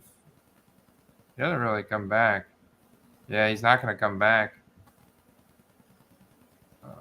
Oh, okay. I'm going to go Muth here. Oh, what happened? Oh, I did take Geno Smith. All right. You meant to do that. Yeah, no, that's cool. I'm going to go ahead and take Kenny Pickett too. Kenny Pickett 169. Oh, that JSN is gone? Somebody got it. Good job, guys. Nice. Nice. So if I click into it, it should say sold. It doesn't let me buy it. It doesn't say sold yet. That's weird. But it doesn't let me buy it. It just has a... Oh, there it is. Item is out of stock. There you go. That JSN is gone. I'm back on the clock. Nice. Nice. Let's freaking go. Billy wants to know, what are my thoughts on New England if Fournette or Cook go there? I think Ramondre is definitely their guy, but if Cook goes, I think that he's going to eat into quite a bit of work. If Fournette goes, I think it'll be more like 70-30 probably. Either third down exclusive or maybe goal line. Hard to say. But I definitely think there's enough work to go around, as they don't have like a pass-heavy offense.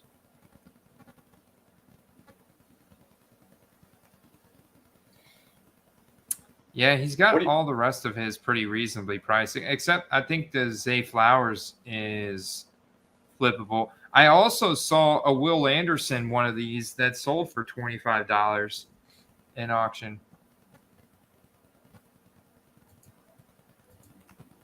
Fantastic snipe, though, on that JSN. Fantastic. A lot of these, they're ending this weekend. So... What do you think the real number is? How many of those do you think they made? I don't think it can be more than the print-on-demand ones, dude. And the print-on-demand ones that you saw are between 500 and 1,000. So I really don't. I think that more of these would have leaked by now. It seemed to be just coming back to people, but I would have guessed there would be a lot more listings than what there is. There really is only a handful of listings. You know what I'm saying?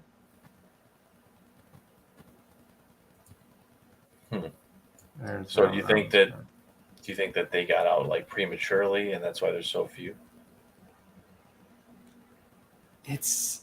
I don't know if it's prematurely or if just the other ones are stashed in people's collections or they just haven't gotten around to listing them yet. I'm thinking like these literally probably came back to these people Monday or over the weekend, last weekend. So follow that Jackson Smith there. There's another JSN right here. I want to follow this guy. Sports Source 2. Yeah, that's a decent one at $34.99. Andy. Oh, that's gone too. Dang.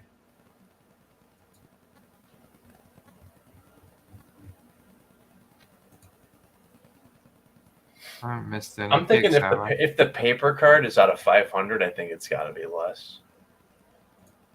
Yeah, it only makes sense, right? Sports Source.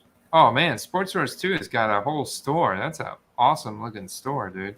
All kinds of, like, LSU and maybe it's LA.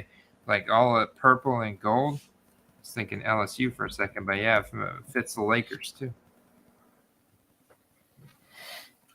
A-Rod is off the board. It's wild to see how much, like, does he have any clue, this seller have any clue about draft capital? Why does he have the Deuce Vaughn at 45, but the Jackson Smith Najigba at 30? Like, bro, are you crazy? And he's got the Zay Flowers at $27.99 with only 87-cent shipping. There's a snipe. You know, Andy, there was one of the auctions you flashed earlier that had a Deuce Vaughn that I think went for like 38 or 40 bucks.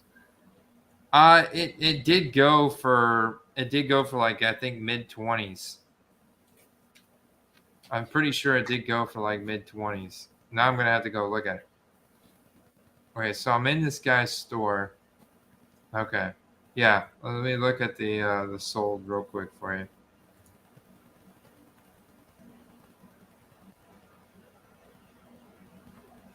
It's pretty wild, man. He's one of the guys that went to the rookie premiere.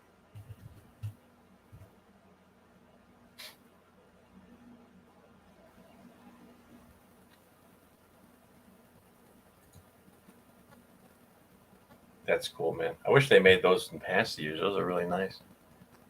Yeah, I see. It's weird, dude. I can't find the Deuce Vaughn now, and I don't find those two $60 JSN transactions.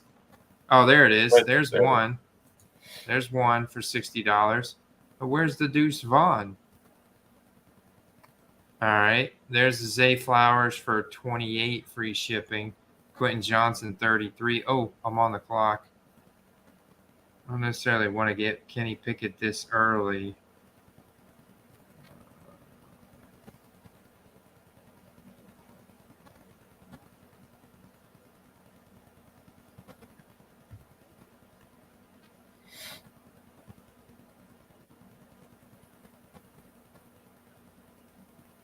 Dang, I did. Ended up getting him too early. Whoops. Oh, well. Kenneth Pickett the third. I'll be okay.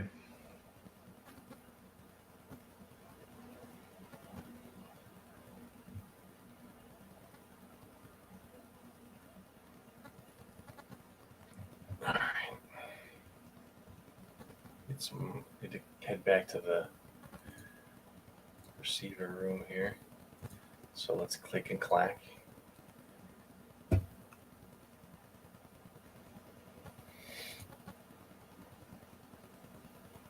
Ryan, you may need to get a third QB now.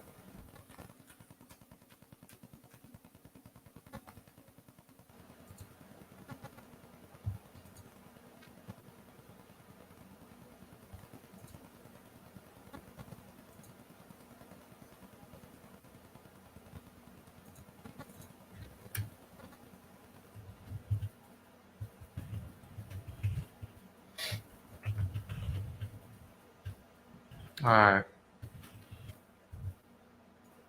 Jordan Addison, 25.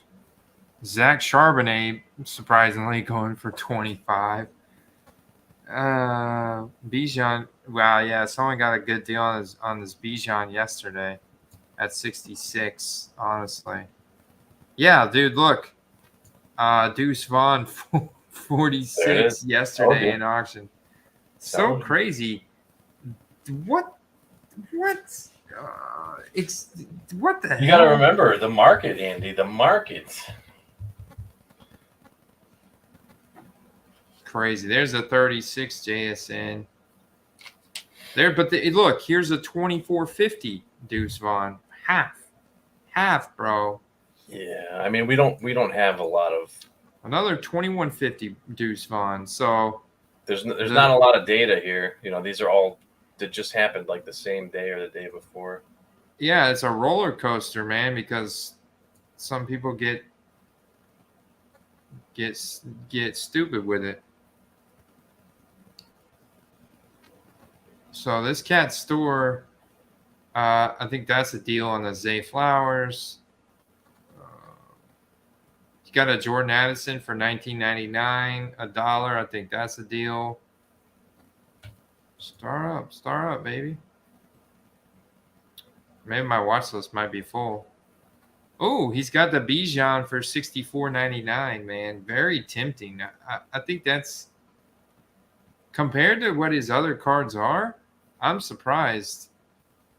Definitely think that one's got flip potential, especially when you talk about using phone photography with good lighting versus these scans that just, I mean, you can barely tell that it's a Prism bite, except you see some rainbow in the scan at the bottom, you know? Man, this one's so tempting right here. Could like actually get my hands on a pro uniform Bijan Robinson rated rookie. Optic Hollow. Did you see the spelling in the listing? Was it bad? Premiere first Falcons uniform RC. It's a Sports Source cat.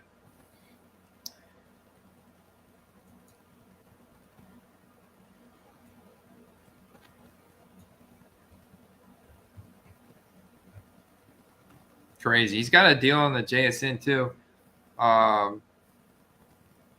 This is super tempting. I told myself I'd save the rest of my card money for the national, but I'm like, Getting itchy trigger finger there. 66. Well, yeah, because I got one here, 6650, that I know that's the floor for it. You know. Makes if you would receive it in time, that would make for an interesting card to bring for trade bait. There's probably not going to be a lot of pro uniform cards for these guys out. Yeah, that's a good point too. And look, here's one that sold for 90, bro. Here's one that sold for 90 and to buy it now just 4 days ago. So that just further reinforces the deal at, look, Zay Flowers, 44. Just further reinforces the deal you're getting at 65. And it's probably a lot of it due to the picture of it, you know? It's a big quality difference in some of these pictures. And the Gibbs going for 50, and I can get the Bijan for 15 more when all the other Bijan stuff is like twice as much as the Gibbs. Here's a Gibbs that went for 78. So I feel like 166 for Bryce Young. I feel like I should have $100 potential at least in the Jahmyr Gibbs. It's interesting because they haven't come out with a card like this before. The rest of the sets, and then you've got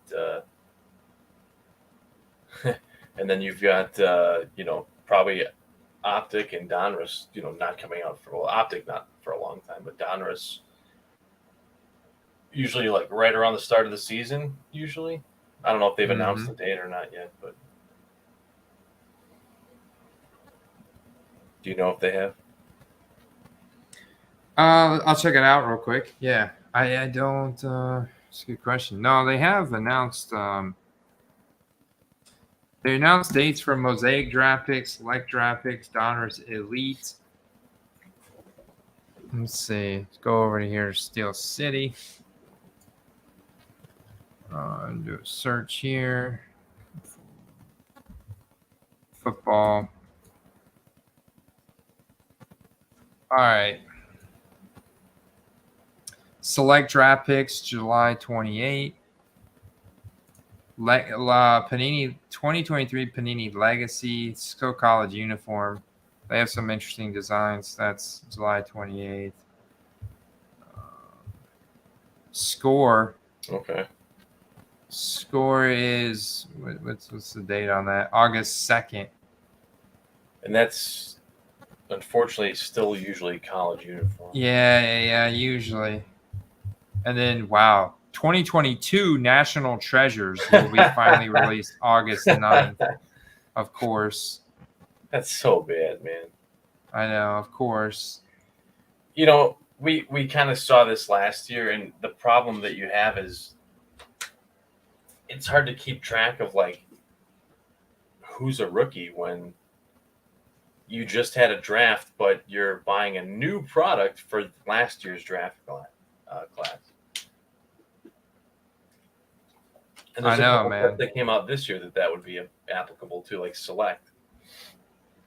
You have August 16th, 2023 Immaculate Collegiate hobby boxes. College Immaculate.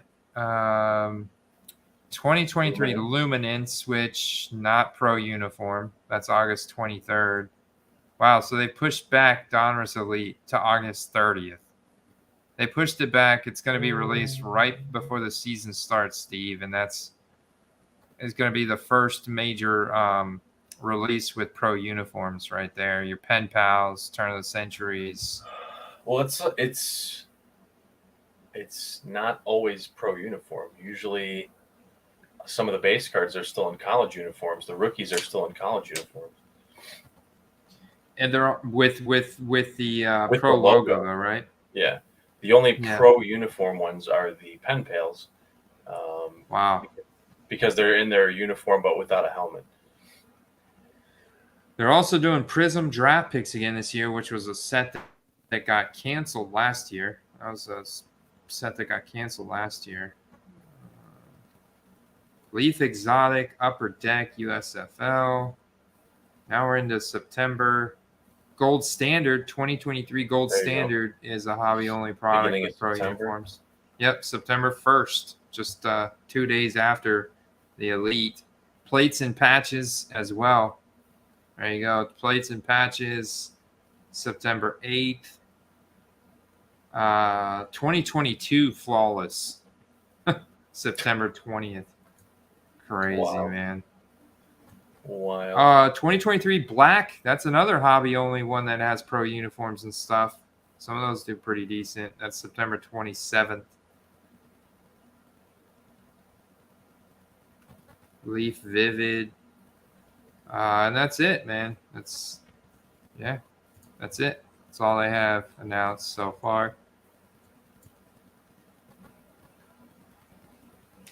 See if they have any proofs. They do have some proofs for Gold Standard. I don't really know what they could do with Gold Standard. I mean, it'll be decent. It's got a 100-card rookie set that includes, it's all the top picks based on draft capital this year's class. But yeah, will be pro unis.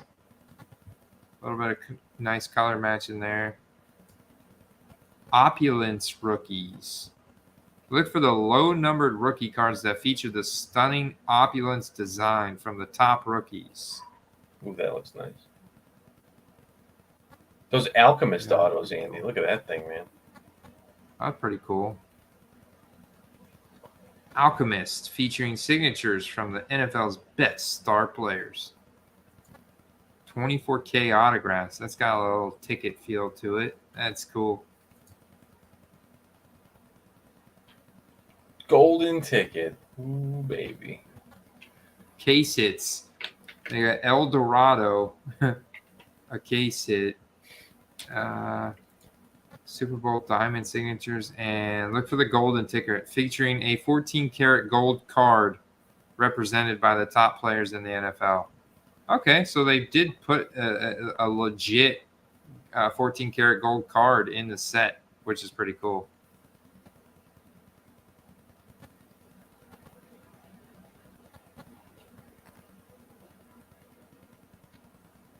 About to be on the clock at pick 178 here.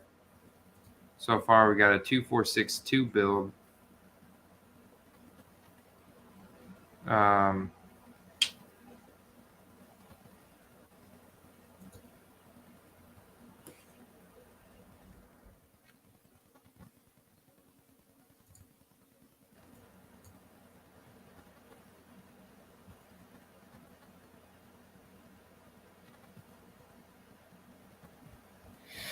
Jordan Love.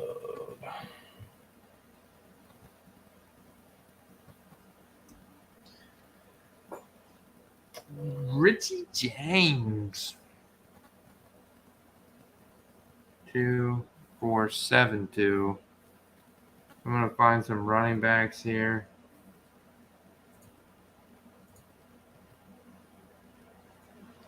Star them all up. How many picks are left? 16, 17, 3.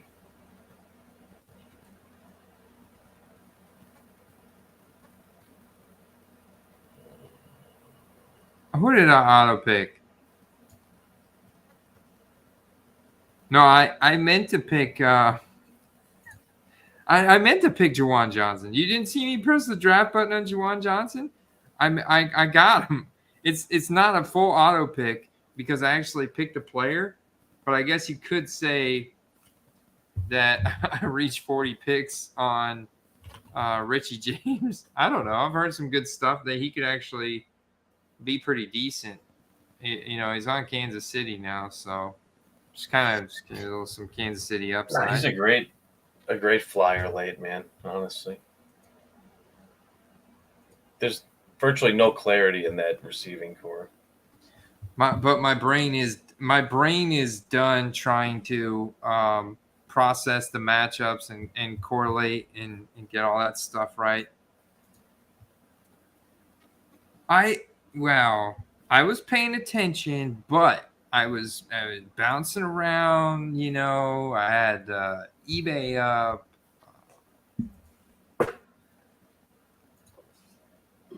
Things happen. There's a lot of stuff happened between then and now. But I did pick Juwan Jane. I promise you, go back and rewind the stream. It was me. I tabbed over to the window and pressed the button.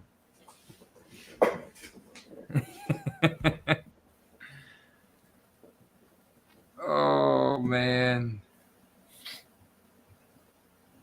I think I got a pretty maybe not unique to the tournament, but unique to the amount of drafts I've done so far. Have a lot of nerve. Let me check out your roster. I gotta get with it over here. See. All right, let's see. Galadesi. Start at the top. I did really like your start. Amon Ross, St. Brown, Devontae Adams, Christian Watson, Najee Harris, T.J. Hockenson, Chris Godwin, Rashad White, Javonte Williams. So you get 3 running backs by round 8, and then Cousins. Okay, dig it. You got Brian Robinson. Love the volume he gets in round 10. Jared Goff. Nice. Okay. Actually, yeah. No, I'm digging this. You got the pocket passers. And then you come back with Osborne, Alec Pierce, kind of sprinkling in. You got to add tight end and Laporta. Is that your first tight? Oh, no, that's right. You got Hockenson, Laporta, and then, Cornell Patterson, Marvin Jones. Oh, I dig it, man. Got a decent amount of Lions. Yeah. Tried to secure me some Cowboys. Didn't work out the way I wanted it to, but I got a couple Vikings to go with the Packers. And I've been drafting a lot of Osborne, and I kind of said maybe psychically that Jordan Addison's ADP was a bit high last time we talked, and we'll see where it goes after today.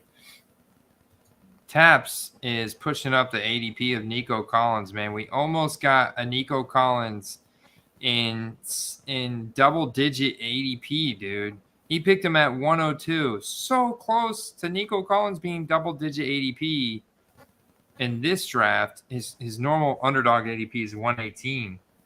Love it, man. I think he's trending in the direction of being below the top 100. Oh, excuse me. Rhinoverse. Wow, man. He's actually built out quite a few wide receivers. And, man, he's built out Christian McCaffrey, Ramondre, James Cook, Elliott, Pierre Strong, Zamir White for running backs.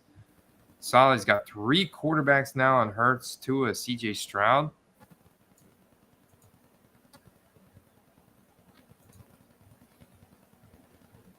Andy, did you figure out a carrying case or something for yourself for next week? Right now it's just my book bag, and I need to buy a carrying case. So thanks for reminding me. Because the 2 things I'm thinking about doing, I'm curious. Raw cards, is it better to put them in the case or to get a binder? Because I could travel with quite a few raw cards in a binder. I could also zip the binder up, and I did buy these little combination cable locks, so the little combination lock. that I'm gonna put on my book bag and stuff, and I could put this on the box. But I think that a binder for raw cards might make the most sense. What do you think? I think it's a bit risky. Yeah. Yeah, I think you got to go top loaders, baby.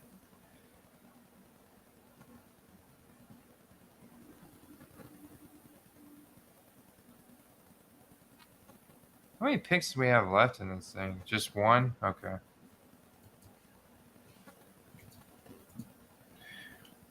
Late Stick sent me a link last week to a pretty inexpensive carrying case, and I scooped that off of eBay, and should be here definitely by top loaders. should be here by Sunday or Monday.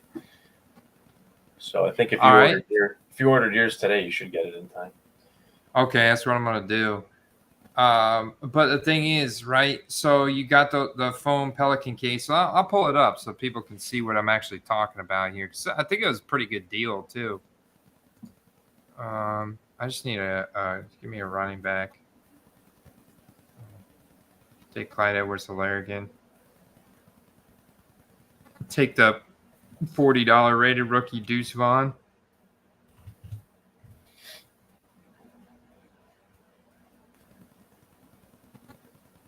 Bike spoke. It's crazy, right? Taking the $40 rated rookie Deuce Vaughn. And Nice. it's 682 build. Let me pull up that real quick that that Late Stick sent me here. Where you at? Where you at? Where you at? There it is. Boom, visit. Here we go. This bad boy right here. Free shipping and a make an offer button. Oh. Have you ever made an offer on this guy? I was able to make an offer. Yeah, let's see what the offer is. $25.75. So you just made an offer for 25? Yeah, and 75 cents, and he accepted it. Because I think I said 24 initially. So, yeah, it's right in the realm of where they'll accept an offer. Da, da, da, da, da, da, da, da, da, da. I always forget when you make an offer now, it puts all your your payment information and address and everything right on the screen. Jeez.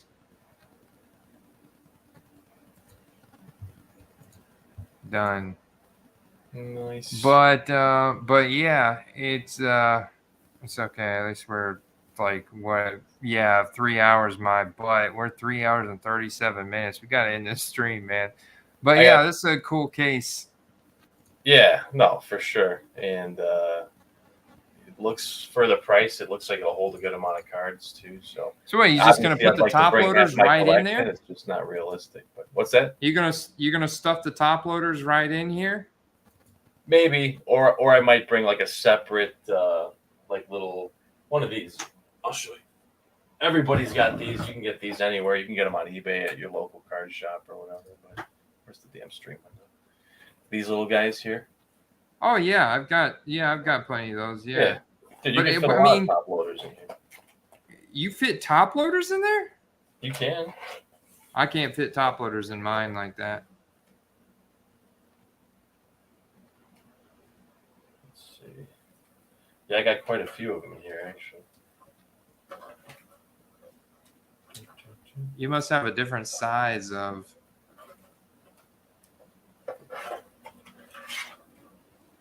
Got some goodies in this box. I got a lot of sorting to do this weekend.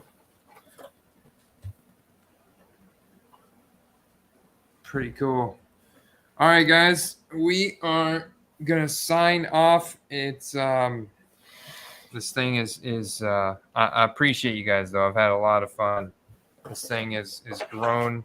Hopefully, the best ball draft. There's some winners for everybody here. Yep. I had a lot of fun tonight, man. I'll see you guys I got to do a mail. I'm doing a mail day tomorrow, baby.